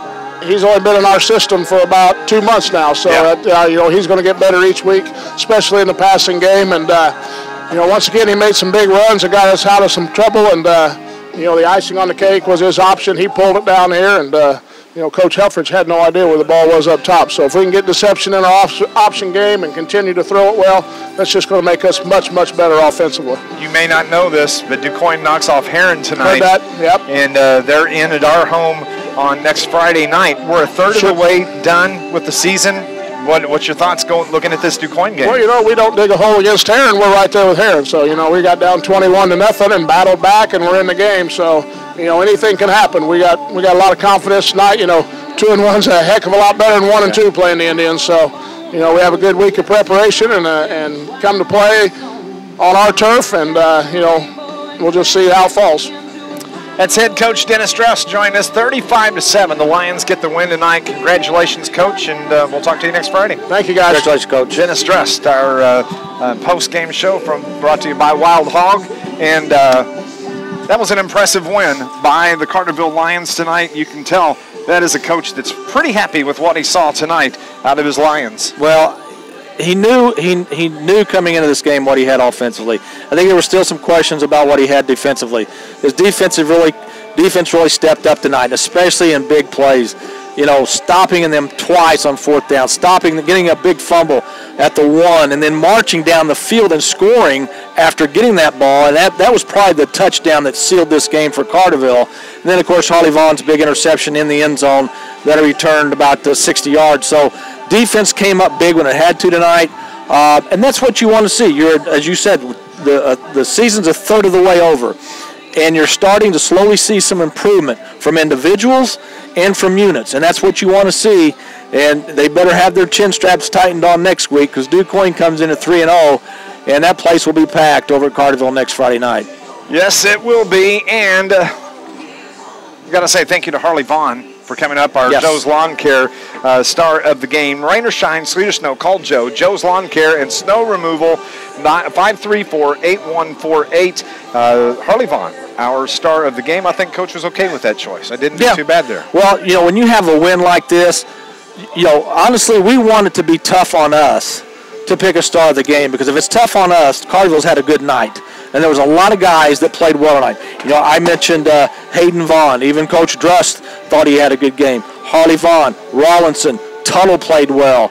Meade ran the ball well. Asdinas. I could go on and on. This was a team win. Everybody did their part. We have to take one more break. We'll put a wrap on this coming up.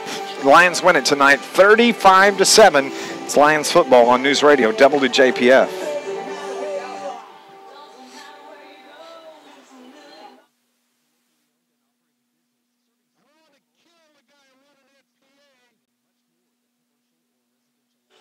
Sorry about that.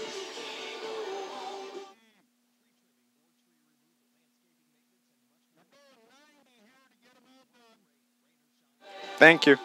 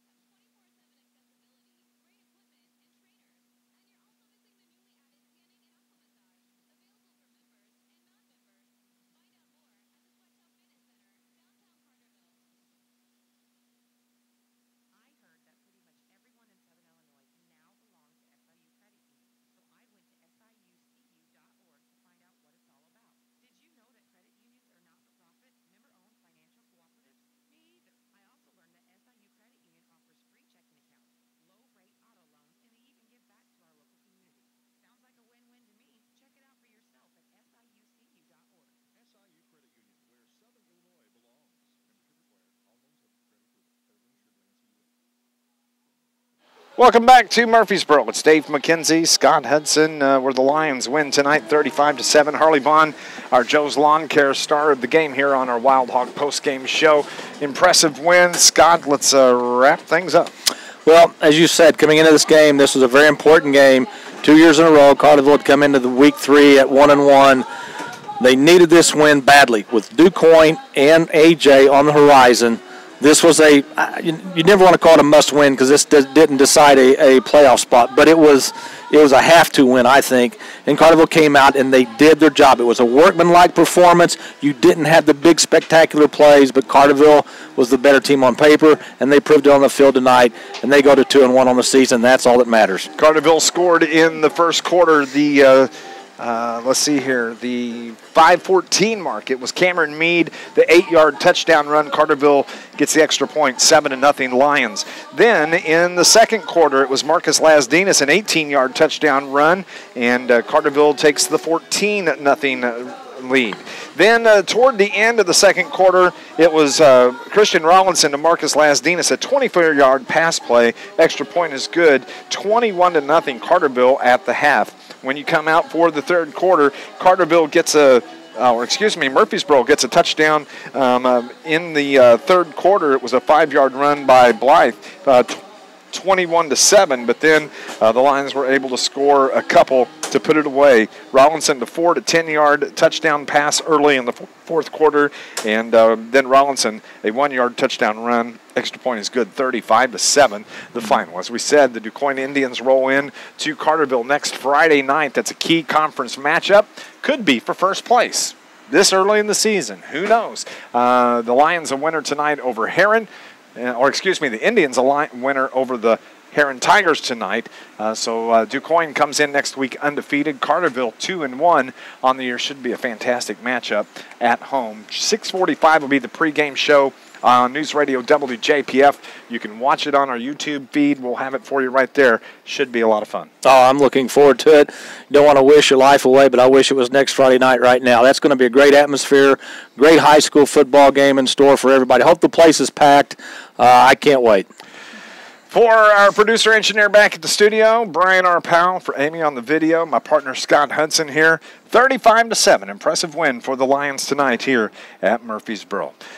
Tune in next Friday night for Lions football right here on News Radio WJPF. Talk to you next week.